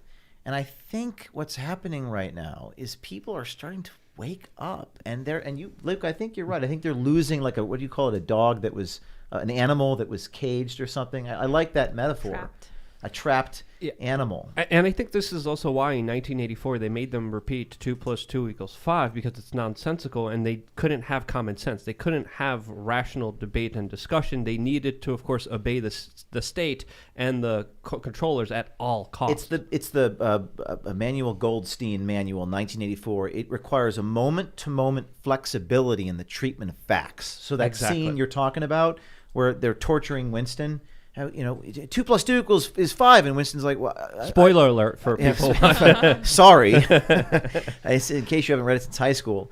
And he's like, I don't understand. 2 + 2 = 4. And it says, and finally Winston, because he's being tortured, he says, well, 2 + 2 is whatever you want it to be. Exactly. But I feel like There are 4 lights. Yes. This is America. Damn it, this is America, and I think we're different than any other country in the history of the world. I just don't think I'm hopeful because I think people understand what's happening. What the danger, Tim, is that most people are afraid, and that pension, mortgage, kids. Well, Or good luck to your kids, because if we don't status. change this, maybe your kids will be holding bayonets, or whatever the modern equivalent of a bayonet will be. So we better give up our pensions and our mortgages. There's more to life than my mortgage. You got to blow the But whistle. it's really, When- it's very difficult when you have so much to lose. What's the point of living? What's Yep. the point of living? What's the point of life? What's Well, when you James, say, James, Is Well, this is the question? What's the meaning of life? absolutely, this is the question. Well, I don't Hey, think hey, there's an answer to what is the meaning of life. No. My question's you posed a rhetorical question to me, and my answer I'm is. saying- or I posed a rhetorical question to you. Right. What's the point of life if without meaning? The pursuit of happiness. Well, there's also the pursuit of meaning. Sure. And the excuse that we're giving is we're following orders. There's 120,000 What I'm people saying is, if you have people who have a family and they have a home and they want to protect those things, Right. they're going to go to great lengths to protect those things. They're not going to give them up until they're forced to. I if you disagree, can, if you actually. can get dinner on the table and you can go to your job, you're going to do those things. That's There- what people do. What if you're being I- asked to do unconstitutional legal things? Well, then we see people start to give those things up when they have to. That's But- the but- issue but- at And hand. that's But but I that's disagree a with- different point for everybody, isn't it? When there is you live in a house and you're surrounded by a wooded area and there is a fire on the horizon, you have people saying, well, I think if we just sit around and do nothing, the fire eventually won't hit us and we'll get lucky. And it's like, or you can take action now, get your family out before the fire destroys your home. What we're seeing right now is that people aren't willing to go to great lengths to protect their friends and family or their children to make sure there's food on the table. They're looking at short-term gains and long-term losses. So the reason I use the forest fire analogy is that This is like Chekhov with the trees. it's off in the distance. Okay, the fire's not here right Why now. did the peasants I keep cutting know down there's the a forest? fire. I know there's a fire. I know it is destroying people's homes. I know my neighbors have lost everything, but I'll be fine. I'm sure of it. Right. They think if they keep their head down, This the is what mob won't come to their house. Solzhenitsyn describes in the Gulag Archipelago: to survive at any price. And to survive at any price is the danger, because if you continue down this road, I like your analogy of long term, you're going to live in a society which is permanently corrupted, where the lie becomes a permanent form of existence, and you have to sell out your own family to not go to the gulags, so James, to speak. when you're breaking rocks in the gulags, there's going Yeah. to be a guy 10 years older, and he's going to go, "Hey, James, I ever tell you about how my kid played soccer?" And you're going to be like, "Oh yeah, that was My back in the worst day, part huh?" about the gulags is the inevitable hunger strike, because I like to eat. I get hangry. But this is a serious point, because I want to go back to this point which you and I disagree with, because this is the issue at hand. I'm not defending people for not wanting to fight. I'm Yeah. saying people don't want to fight. Right, we have I'm a not very asking everyone. comfortable- So- we have so- a very so this is comfortable so this is culture my- for the my most part. Martin Luther And moment. Maybe I we will- are at a breaking point here. Yeah, this is my Martin Luther moment. This is the issue at hand. What we're talking You're about. nailing stuff on the door That's right now. it. Okay. Right now, here I stand. I can do no other. What we're talking about, you and I, in this moment, that's everything. I have people who have families who are making money for Facebook, Pinterest. They gave it all up for the public's right to know, and they did so as a leap of faith. And the American people protected them. The HHS whistleblower Jody, she raised $500,000 after she gave up her job for filming stuff in the emergency room. Zach at Google, Eric Cochran at Pinterest said, "I'll fall to ashes one day. I want my life to mean something after I'm gone." Those are his words, not mine. Sure. I mean, I've I lost everything because I wrote the truth, right? Like, Right. This happened to me too. And we need more this people kind to of do thing this. happens to Andy all the time. And we need more people Yes, to do this. we need to speak up for that, but we also need to understand and not condemn the people, I think, who don't do it. I think we need to understand those people. But we should encourage them at the same time as we understand them We and let should them all know. speak up and speak the truth at once, because there's too many of us to be destroyed. Their acquiescence, their compliance is literally leading us down I'm this sorry. pathway to I this profoundly to this hellscape. disagree with you. There is literally, as I speak, thousands of DMs every day. What can I do? Help me. I want to help. I want to make a sacrifice. Well, Good. Good. So we need to create a mass movement of those people. We need to give them an opportunity to fight. People want to fight in this country. They don't know what to do. They want to do something. But I think with 120,000 people, the DOJ, Tim, there's got to be one or two. Right. I just need one or two. Maybe I already have them. But I need one or two more. There's got to be, okay, we're following orders. I get it. You have your mortgage to pay. But I don't know. I was watching this video. I'm just saying, about clowns, if we can be sympathetic pronouns. to those people, I'm maybe sorry. there's a way to help them in that. You're talking to a man who's been put in handcuffs twice by the FBI for a crime I didn't commit. Right. And I would like to believe that half the people in my apartment actually were not bad people at all. Mm-hmm. I think they're very good people. I just think we're entering a slippery slope, and we have to encourage people to do the right thing. And it will involve, without question, it will involve sacrifice and suffering. It just will. Now you sound Yeah. like Dr. Peterson, Well, the police officers and FBI agents that arrested who I and adore. went after I have James. the utmost respect for you. And Well, for I'm Dr. sitting next Peterson. to a man who got thrown concrete milkshakes. He got physically assaulted for what he went through. My only point was to have empathy for the people who are terrified of losing everything. But those That's people all. What is make- that, how but does tho- that but hold affect? on. How does that affect the actual actions that we're going to take? How does empathy affect the Yes. actions that we're going to take? Yes. I don't think condemning people gets them on your side. Have I done that? I didn't say that you did. Okay. I I'm did not. I'm I not. didn't I'm say not that you did. condemning anybody. We need to create a forum for people to come forward. We have to do that. Yes, we should all be encouraged. We should be encouraging each other to speak the truth and to not be cowed by this nonsense anymore. That's I right. thoroughly agree with you on that. But the people arresting James and the FBI agents that went after him are making those excuses. We need to pay the mortgage. We need to pay the bills. We need to make sure that my kids are taken care of. Those are the same kind of arguments that I've heard made by corporate journalists saying, hey, I just got to read this script. I just got to do what they tell me to do because at the end of That's the day, I not what got to I'm take care of defending. myself. That's not what I'm defending. But at there's all. a lot of people who all I use was, that kind of I was justification, responding even in the White to, House you press have to corps, give up your pension. that I personally was know. responding to Yeah. you have to give up I your think pension. 0.001% of people need to give up their pension. Yes. Man, could you imagine if I just think you're a probably right about thousand, that. a thousand people in one of these Quite a bit of organizations just came out and said we're willing to sacrifice our pensions? Well, then none of them would. If every single person at any of these corrupt institutions, if they all just said we hereby all agree we have scruples and won't do these illegal things, Yeah. it wouldn't happen in the first place. I agree with that. You're It faced is- with two choices. You can follow your conscience, or you can, and then you will lose your livelihood. Or you could not follow your conscience and have a safe existence. My view, on life growing up was never based on tribalism, and I think that's what shapes my perspective today. is that there was no group identified with. There was nothing I saw that I said I need to be a part of. It was actually, my whole life was, if I don't figure it out for myself, I'm in trouble. Yeah. Too many people today are wrapped up in just trying to fit in with whatever tribe they think will keep them alive, right? We see with Ethan Klein. He's the H3 podcast guy. He deletes the Jordan Peterson interviews. That's Why? such a trash move. But it's because, in my opinion, if you look at his Instagram, he said, YouTube gave me a strike. I can't work for a week because someone went to an old video and flagged it and got it removed. Here's a guy who's got he's got a company of 10 people. He's got a 10 million subscribers. And because of the rule changes, he's getting banned. So what does he do? He says, I'm just going to adhere to whatever they tell me to do. Yeah. And he deletes the Jordan I'm going to Peterson say episode. that 2 plus 2 equals 5 because I don't want the rat to eat my face. Yep. Exactly. That's what the Orwell was a genius. I mean, Room 101. Room 101. Yep. Room 101. I don't know what your psychological version of the rat. Everyone's got their fears, but this is a slippery slope. And I don't know. I'm just quoting our whistleblowers that come to us.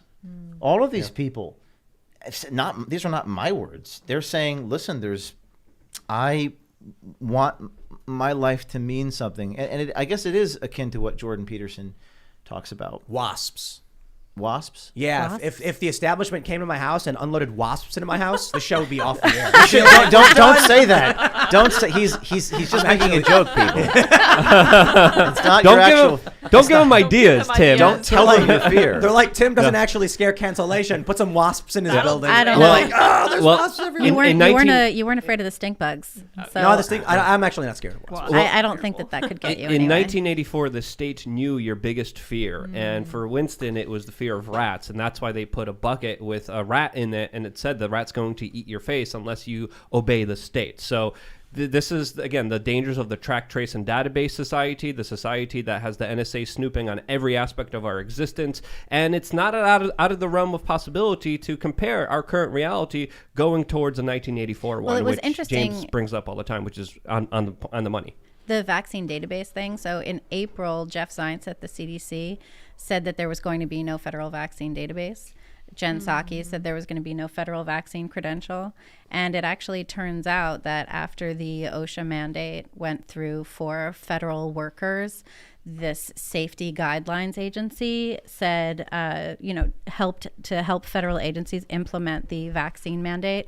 They said, and you will have to keep a database of who's been vaccinated and who isn't, and the reasons for why the people didn't get vaccinated, specifically religious exemptions. Yeah. So it turns out that the OSHA mandate supersedes everything else for federal workers, and there will be a bunch of different federal vaccine databases for the employees at all of these agencies. And I think I think it's very likely it will happen.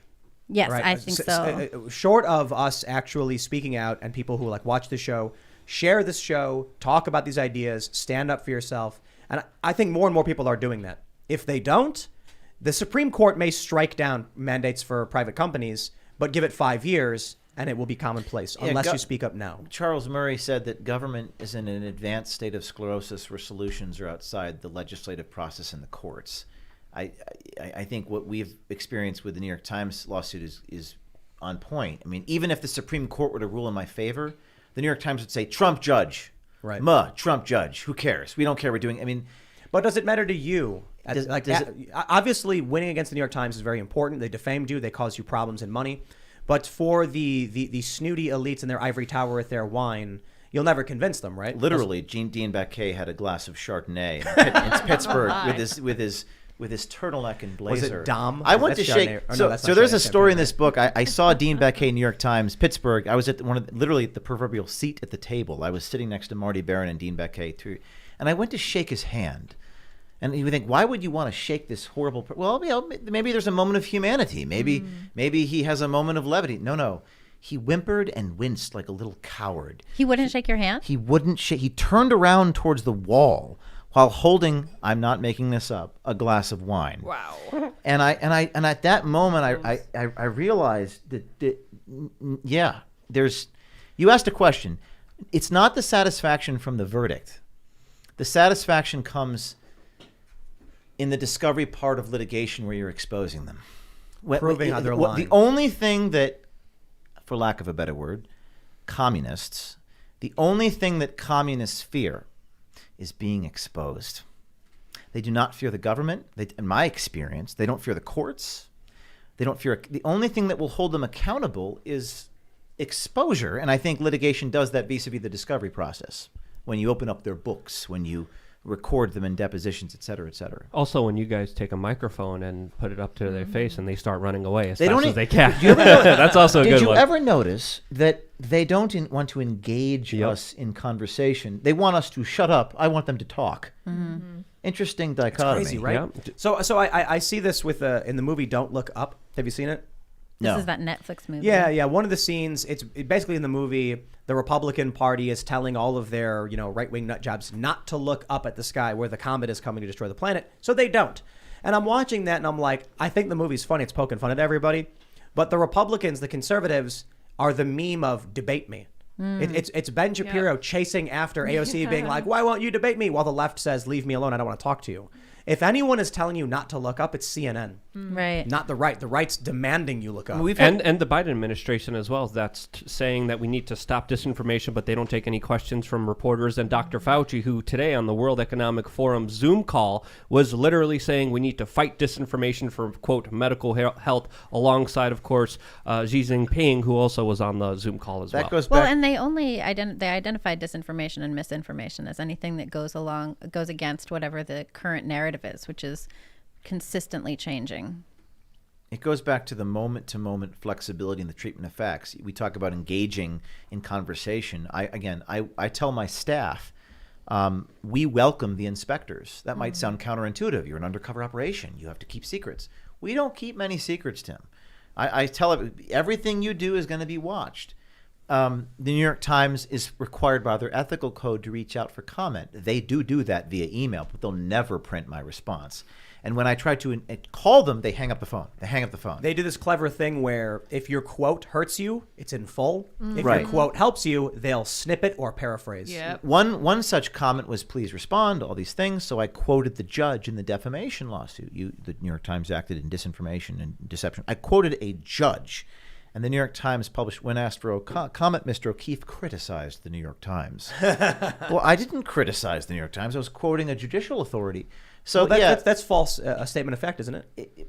It is, and we sued them for defamation, and we're winning. So now we just put out our quotes to the New York Times to our audience. We just film myself emailing the New York Times.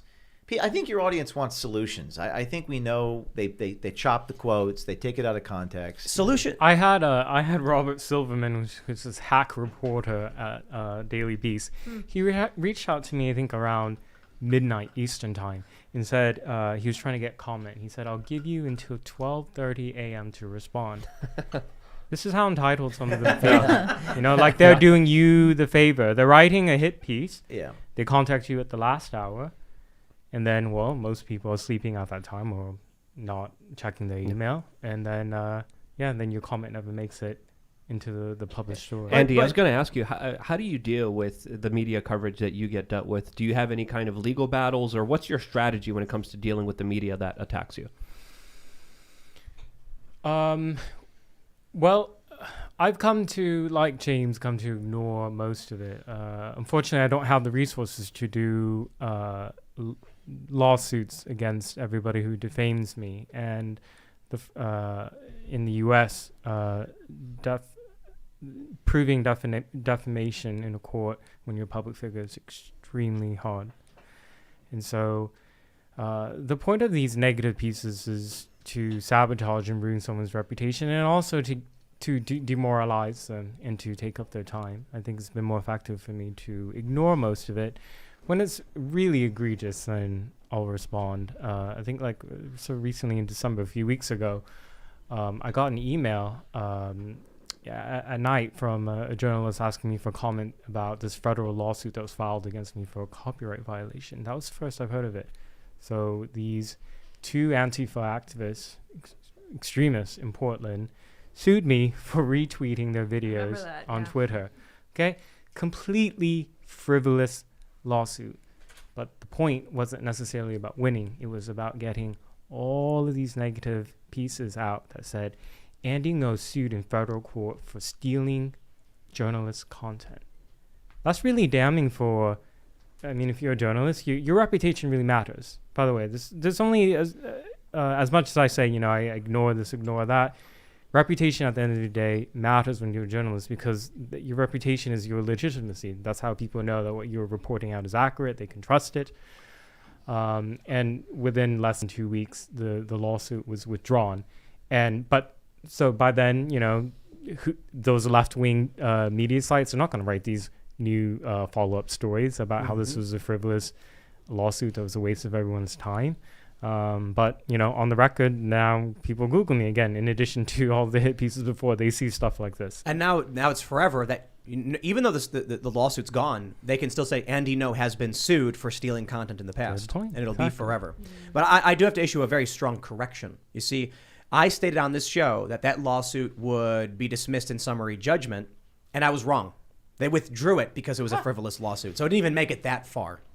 But again, it's the smear that counts, and that's what they were going for, at least in my opinion, right? Well, the object of persecution is persecution, is to break your will.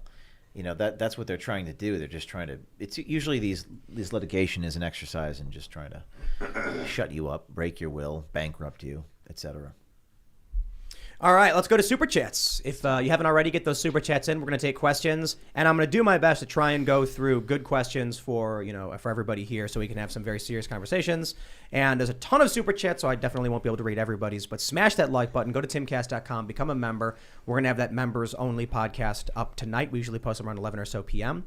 But let's read what we got here. We'll start with some compliments. Robert Dolvik says, James, Andy, and Libby with Tim is the journalistic Avengers. Like he didn't say Luke. That's fine. That's fine. That's okay. All right, let's see what we get here. I want to try and find a good question for everybody.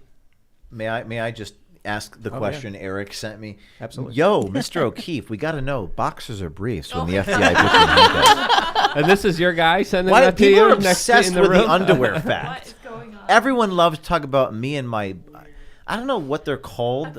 I guess Skivvies? boxer briefs. They're called. What is? It's just visual. It's just a very visual image. It is a very I mean, it's gonna compelling in the visual. film version. That's gonna be like on the poster. You think there's going to be a film made about Don't this? you think there ought to be? I don't know, I'm We asking you. do have a super It would chat. be a great film. We did have a super chat saying Mr. O'Keefe, boxers or briefs. Who would cast? Who would be the person that would play me? Michael Mouse? I don't know. Who do you want? Who do Michael you want to play Malice. you? Anyways, Malice I'm is sorry. I James took the O'Keefe. podium away from you, Tim. Oh no, I'm trying to. Nicolas I'm trying Cage. to- Nicolas Cage. No, I could not- definitely no, see no, Nicolas no, Cage. not Nicolas Cage. So there's always a challenge He's in way that. too old at this point. A lot of the comments aren't questions typically, and so I'm trying to make sure I can get a good question, but that means scrolling through and screening these. You know, maybe in a long term we'll find someone.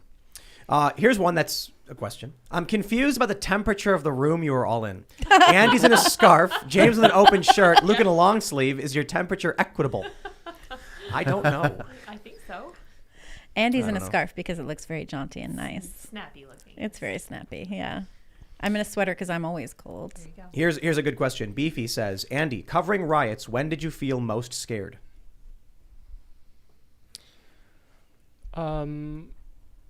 Tim's audience will remember this. So in May of last year, I returned to Portland, which was a mistake.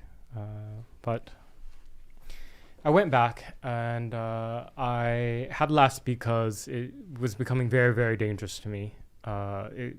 Police were very overwhelmed in 2020 with the nightly violence and riots. The police were defunded, and a record number of them had resigned and took early retirement. So the only calls that often they were responding to were like priority calls involving life or death situations. So if you have issues of a threatening person showing up at your home, you could take hours for somebody to show up. And I knew all that, but I went back because field reporting is extremely important. And James and Tim, you can test to this because you did this. When the further you are away from a subject that you cover, you introduce more errors, right? That's how you get these journalists who are in bureau desk rooms in New York and DC who get things wrong, for example, about the Russia hoax. They just depend on these these sources, right, rather than being on the ground and being able to verify things. I had been gone for a number of months, and I wanted to see how Antifa's violence had evolved towards the end of 2020 to the many months through 2021. And I was there undercover and observing, and unfortunately, they became suspicious because I wasn't rioting with them. And they sent several feelers to come and question me. I write about this in the update for my book, Unmasked. And one of them said, I remember they surrounded me. I was alone. They said, I think it's him. And even though I was in the middle of downtown, 2 blocks away from the Central Police Station, I knew I had no good options at that point. What do? I start running? What do I try talking my way out? They know my voice. I don't carry weapons. Well, they assaulted me really badly. And that was when they had me on the ground and pinned on the ground, and I could hear more of them running after me. And some of them had their cameras out. They were like live streaming it, trying to get their comrades to come. Not all of them have the intention to kill somebody, but we've seen in these mob settings it takes 1 or 2 who are completely unhinged and have nothing to lose to do that kick to the head or the face, right? I was so fortunate that I was able to escape and run into that hotel and plead with them to lock the doors, to call police. And that whole entire experience has been really traumatic. And I remember there was a big debate online afterwards, and you weighed in. You said, why would you willingly return to that situation, knowing, one, that you had been assaulted before, been under death threats, and go there without a good escape plan? I think that criticism was fair, but excuse me, my first, I think, as many people pointed out, I was a little crass because I was like on Twitter and I saw it and I tweeted something like, that was stupid. Why would you do that? And it's probably a little crass. But my thought was, you wrote a book on Antifa. You're beyond just going into a crowd of these extremists and risking your life when you're at the point where, I suppose I should say it, like your work is too important. The knowledge you have, the experience you have, the connections you've made, the people you can connect, the information you have within you would all be lost because you decided to go out that one night. No, I think it's fair to say, I mean, it's your responsibilities in this regard in your work. They're your choice. If you think your work is best served doing what you did, then it's just opinion versus opinion. My attitude is you should have 3 more, people working with you. You should be doing what James does. James gets, actually, you came up in this because many people pointed out that you go through new undercover reporters because if they get exposed, then you can't just keep using the same people over and over again. Well, you'd be surprised at how much a ball cap and sunglasses can achieve. But yeah, I mean, there's a lot to say about that. But I admire, Andy, I admire your fearlessness, or your ability to overcome your fear and go back there. Yeah, so that was basically it. I mean, on my part, probably crass, my initial reaction, but I think the point is we need you to keep doing your work. One of the reasons we're here today talking about the work you've done and the experiences you've had and the threats you've faced, trying to cover something that the media basically covers up. How do we make sure that like the one journalist who knows how this system is working is not going to end up wiped off the map, and that the work you're doing expands into more journalism? I think it's great if the media is going to report on far-right extremism. Wonderful, absolutely. But we get all of that. Where are the reporters who are going out and reporting on far-left extremism? It's few and far between. You're doing it, Andy. And we need more people to be doing it. So there's a fear in, like, you would risk your life, but we need to get you to a point where you're expanding and getting more people on the ground. You know what I mean? That's the gist of it. But, other than that, I mean, I certainly, empathize with what you went through. I don't think I've never experienced anything to that degree. I've certainly have had Antifa get in my face, but that was, considering what they did with the milkshakes and attacking you, and you were very seriously injured with traumatic brain injury, and then experiencing that again, I can certainly empathize and say it's a dangerous job, man. I'm glad you do it though. What does this say about America though, that in some urban areas of the country you can't have journalists or citizen journalists or even just regular people with their phones out recording things that are happening in public, that you can just have mobs of violent extremists threatening violence and doing it with impunity for years? Why do you think that doesn't happen on the right? Like we have, there's right-wing extremists and stuff like that. Why aren't they out there being crazy and beating up, I don't know, journalists? And it exists, but there's, if we look at the polling data, independent voters lean very heavily alongside conservatives in their opinions. We did an event in the Philadelphia area. We had far left journalists that we know lie show up, and we let them come in, and knowing they're going to lie. We say, okay, do your thing. And they came in and lied and made up crazy stories. Cali 11. Well, I usually don't say anybody's names, but putting out these stories where they claim that their security was at risk in a casino. That was just such a falsehood. I watched that whole thing happen. Right. We're in a casino. Everything was fine the whole time. If you are see, this is why we were all there. I remember that. And this is why, we're strategic in how we put on these events. We had the event in a casino. Why? You're never going to get better security. I mean, there's so many cameras in casinos that when the dealers are pulling out chips, they have to move their hands out of the way and do motion specifically because everything is watched. For someone to come in and say, my security was threatened, oh, please. You're in one of the biggest, most secure buildings in the city. But we let them come anyway. Mm-hmm. Now what happens when Andy shows up, the truth, as James pointed out, scares them. They'll attack. I'd like to hear from the audience. What are they thinking? Let's try and find some more super chats. Morgan asks, didn't Trump technically ban speech at his rally? I believe this is over the FJB comment, and the answer is yes, and it's important to call it out.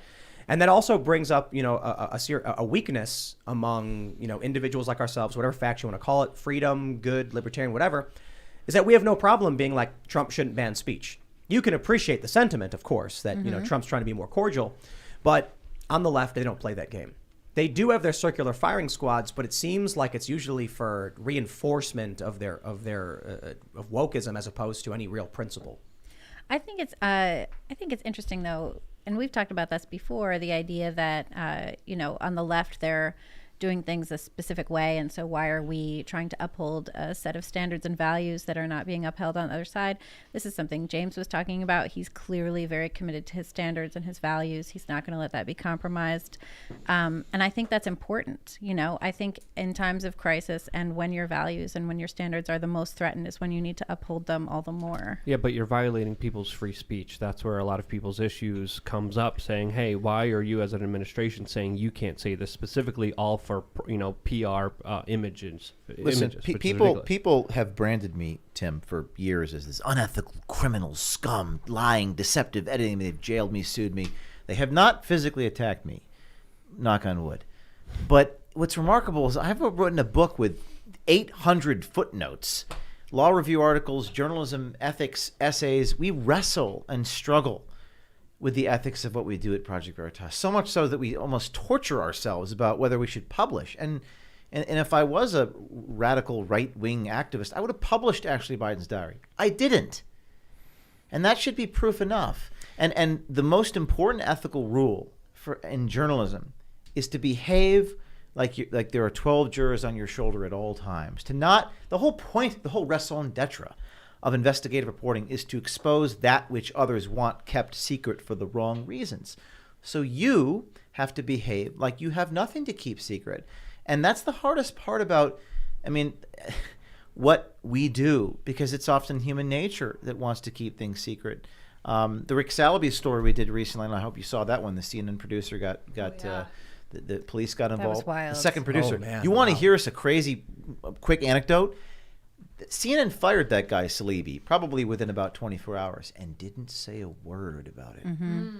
And 2 weeks went by. Yeah. And then in response to a tweet, the vice president of CNN, a guy named Matt Dornick, replied, oh, yeah, he's gone. That's old news. What an incredible way to so cover pompous. up so that they wouldn't, because if they said immediately he was fired, be Associated Press bulletins. Yeah, what an amazing story that was. I love when the criticism accidentally exposes the machine. When they said that you go after left-wing organizations, and you had recently done a story on Google and Facebook, and then it's like almost an admission of the complaints people have about the political bias of these institutions. To claim that you're going after a left-wing institution, which happens to be Google, is kind of the media saying... That's always true. You're going after... You only target the left. Well, the New York Times, CNN... Yeah. The Department of Defense, are these left-wing organizations? So your point is the logic of that seems to presuppose that they are left wing. But the left tends to, as the late Rush Limbaugh once told me as well, the left tends to circle the wagons, and the right tends to circle the firing squad, and that's because of the psychology of shame. Yeah. It all goes back to two principles. Principle number 1: stop caring about what they think of you, and principle 2: always behave like someone's watching you. And if you do those two things, I think we'll be very successful as citizen journalists. All right. Lots of compliments. People saying thank you, James and Andy. We have Karen saying thank you, James O'Keefe and Andy No, for being on the show. And most of all, being actual journalists. You are so appreciated. We've got Lesko saying Andy No and James O'Keefe, bravest men alive. Oh yeah, I would agree. We have let's find a good question. North Viking says, why do people on the right care so much what the left thinks? Perhaps finding that out will help us free them to fight the left. Otherwise, just telling people to stop caring probably isn't enough. I do understand why we say the left all the time and why people say the left so often. I think it's important to talk about establishment elites, which have a tendency to be today the establishment left. But what do you guys? Why do you guys think? I think we talked about this, but why do you think the right cares so much about what they say? It's because the left has cultural dominance. That matters a lot. I don't think any of us here would be honest if we said, if we just said, I mean, if the New York Times was to write a nice profile about one of us and you said, no, well, who cares? No, I think each and one of us would care. We would like that sort of legitimacy from the mainstream, that like this paper record in America would acknowledge what we do. I agree to an extent, but I also disagree. I think a lot of people would like that.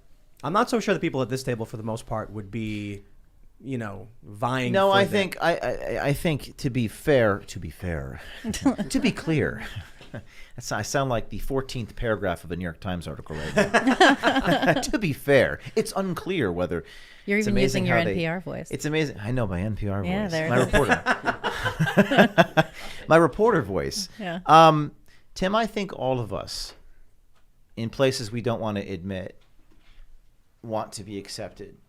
You have to be I call it a masochist or a sociopath to want to be hated. We all grew up to be liked. We want to be liked. We want to be loved. I don't want to be hated. I don't think you want to be hated. Nothing that you do should engender hatred.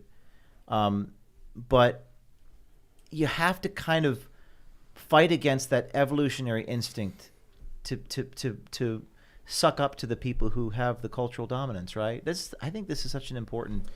I think it's not so much for me. I don't care if the New York Times wants to write something nice about me. I just don't want them to lie.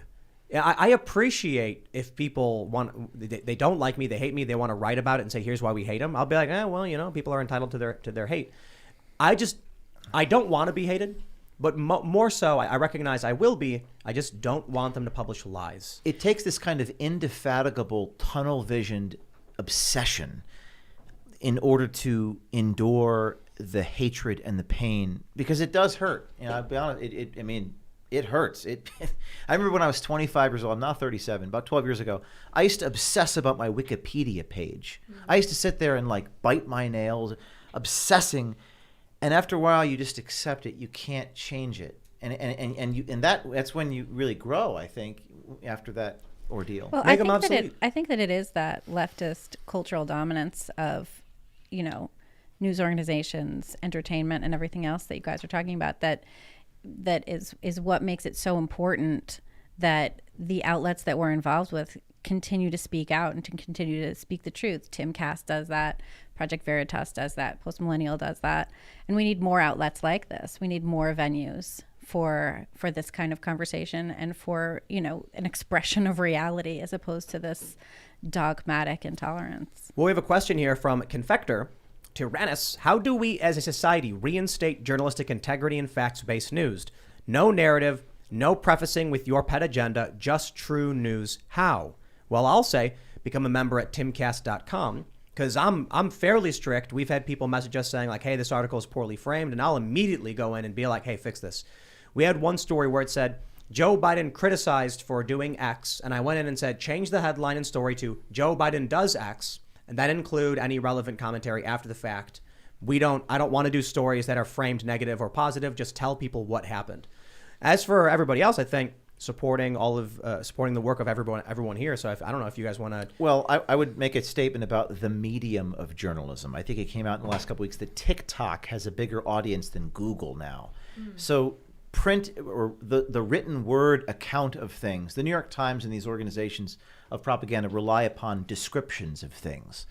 So I think doing journalism that's visual, doing journalism that, I mean, television has higher credibility than print for a reason. Doing first-person observation journalism, reporting as an observation, first-hand observation is the ultimate documentation. That's what you did in Portland. Do journalism where you can see it, where you don't have to trust the reporter's depiction of the events, but you can see it with your own eyes and ears. I think that's a start. And just go out and do it. Go out in the field. Leave your apartment, Go there. We go there. Remember Vice? You used to work for Vice, right? Yeah, I did. Shane Smith's unique value proposition. And in Times Square, I saw a billboard that said, "We go there." Imagine how broken journalism must be when your unique value proposition is to go to the place you're reporting on. It's kind of wild. Yeah. But it's like that Evelyn Waugh novel Scoop, where the journalist shows up and to cover a war, and there is no war, and all the journalists who are there are like, "Shh, don't tell anybody. We're just kind of making it up." That's great. Yeah, I don't know. Do you guys want anything about what we can do to save journalism? Andy? This is a controversial view, but I've been spending time in the UK, and the media landscape is very different. In broadcast television, they actually have a government agency that enforces rules, some guidelines on impartiality on broadcast television. And as a result, on their news channels, you don't have shows like that would feature guests that would, for example, just make a statement, let's say, Donald Trump is a fascist and a racist, and then the host just agrees. No, you have to have, for something like that, the responsibility is on the host to challenge or to ask for evidence, or they have a guest with an opposing opinion. That's not in the American tradition, but I think as a result, then I mean, all of us have seen some of these shows on MSNBC or some of these right-wing equivalents, and I think it would violate the First Amendment. I don't think we could do it. Putting the legal tradition aside, I just mean culturally, but for sure. So I haven't made up my mind quite about that yet, but I think, I mean, in my view, the media landscape in the UK, I think it's less insane than what we have in America. Did you guys want anything else to that question? I think journalists need to ask more questions instead of making assumptions. We see a lot of assumptions in media, especially on TV reporting. And I think that, more straightforward questions as opposed to questions that lead with a narrative.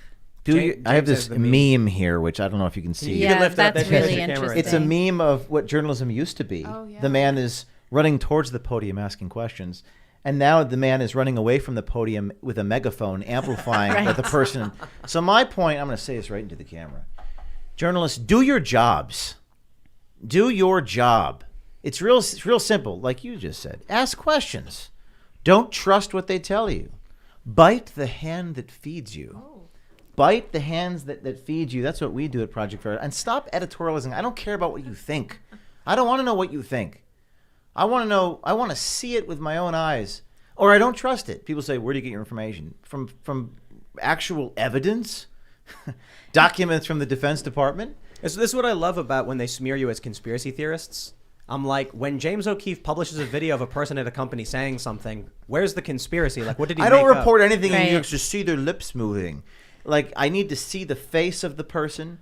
And the other thing I'll say is, people say, well, some people won't like it. Well, if there's one person who will listen, tell the truth. There's a point in this book where I was at my nadir in my life, where I thought about quitting. And my own mother and sister said, well, if there's one person that will listen to your journalism, then it's worth doing. Yep. And that's how low I had to go after my ascent to the highest peak. I was down again and up and down. And now our audience has grown, although you have a gold plaque for your 1 million subscribers. Yeah. Google has not sent that to me yet. To be fair, James, I'm using one of them as a window jam to keep the window open. You have 2 of them? And we've got I got a bunch of them. They haven't sent that to us yet. They accidentally sent me 2 for one of my channels. No, yeah. You're using it as a door stopper. So the window won't stay open, so we jammed the golden board in it. You know, Look, one thing. I just want to respond to what you were saying, because what you're saying about the megaphone, where the journalist is now amplifying the message.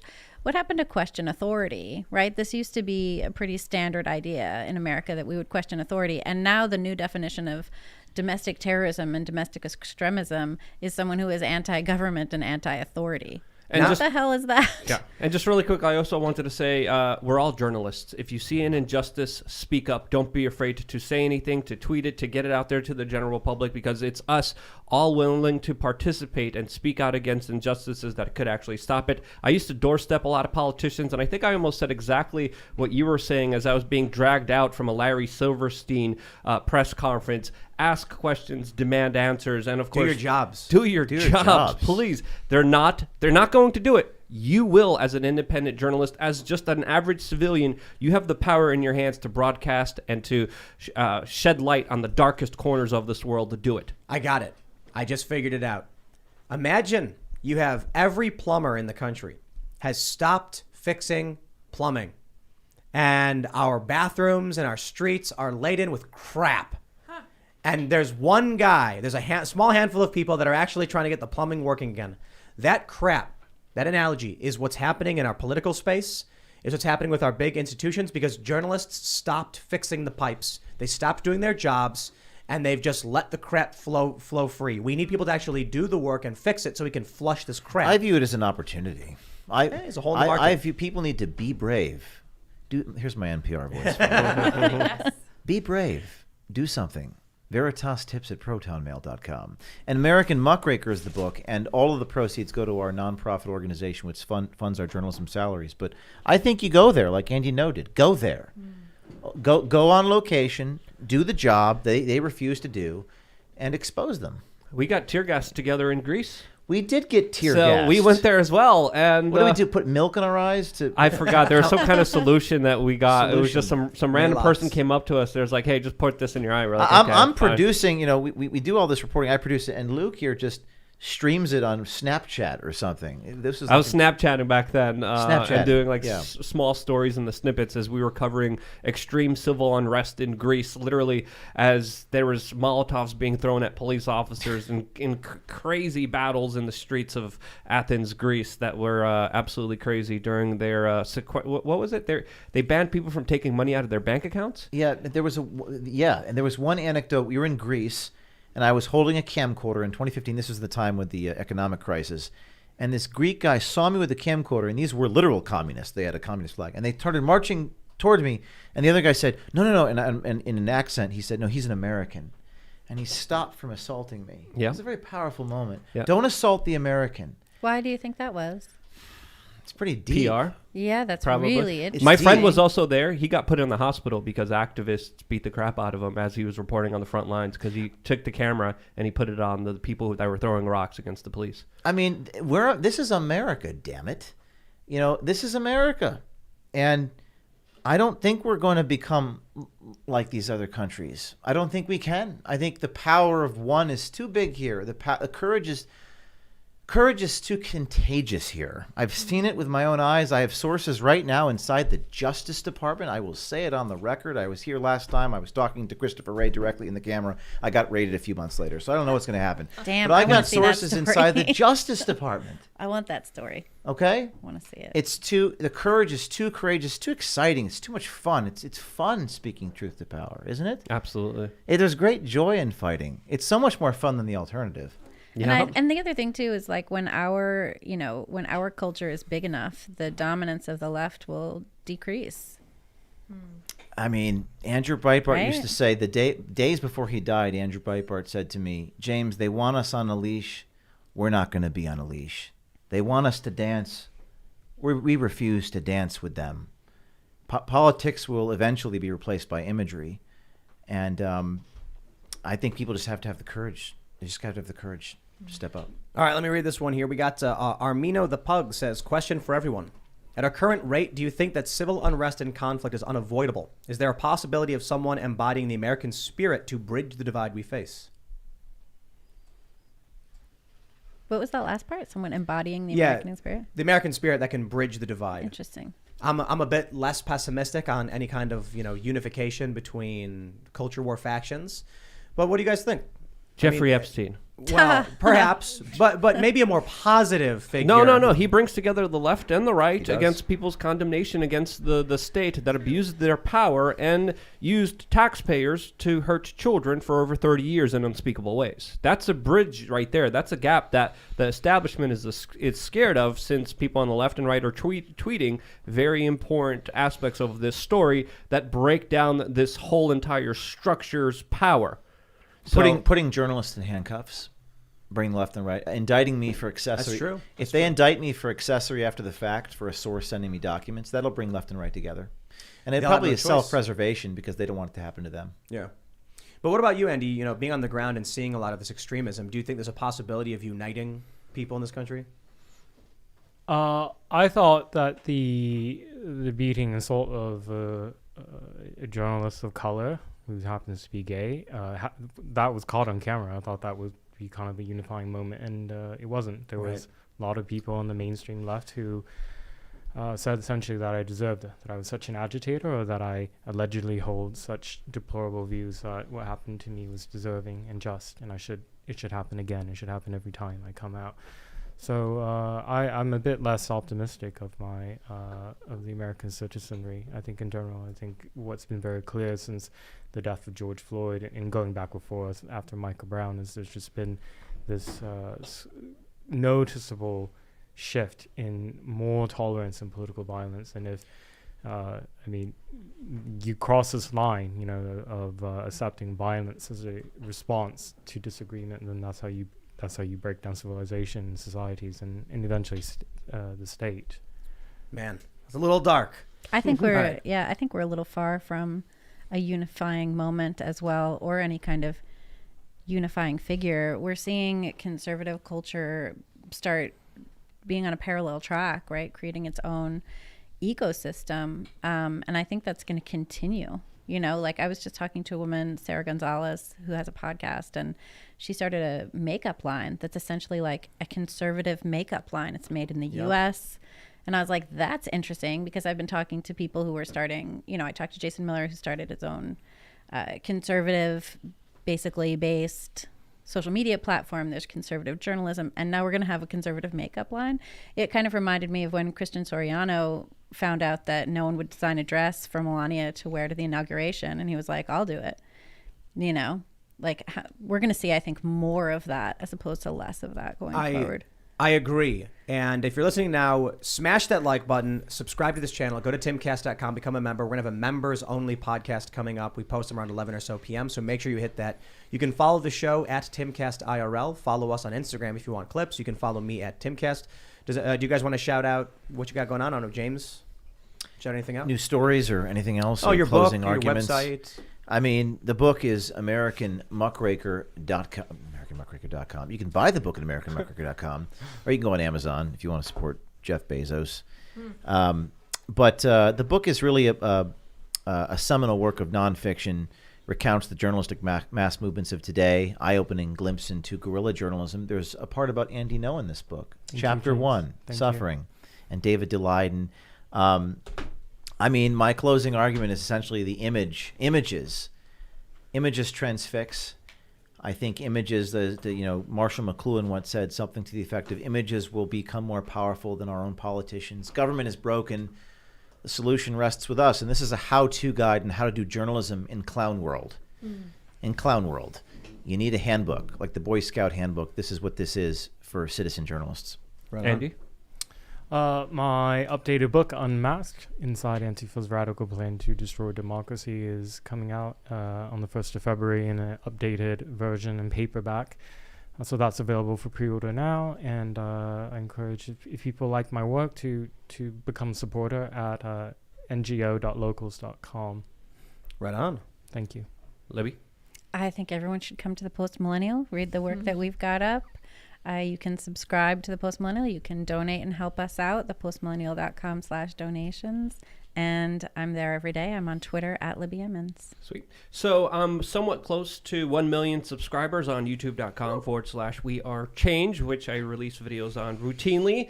And before we leave, shouts out to Dana White. He dropped some major truth bombs today. I actually talked about that on my LukeUncensored.com video. Hope to see some of you guys there. I've been working really hard lately, and I can't thank you guys for all coming and being in the same room. It was a great, productive conversation. Thank you guys for putting it all together. Also, Tim, ProjectVeritasExperience.com. We're having a book launch event in Miami, January 29th. ProjectVeritasExperience.com if you want to go. Yes, awesome. I was just going to say, too, if you guys do end up using Amazon, you can donate to Project Veritas. That's through true. Amazon Smile, I believe that's what it's called. That's what I use. I thought that was a great finger in the eye of Amazon when I saw that, and I decided to sign up for it. It's awesome. Anyway, you guys may follow me on Twitter at Sour Patch Lits. We will see you all over at timcast.com in about an hour. Thanks for hanging out. We'll see you there. Bye, guys.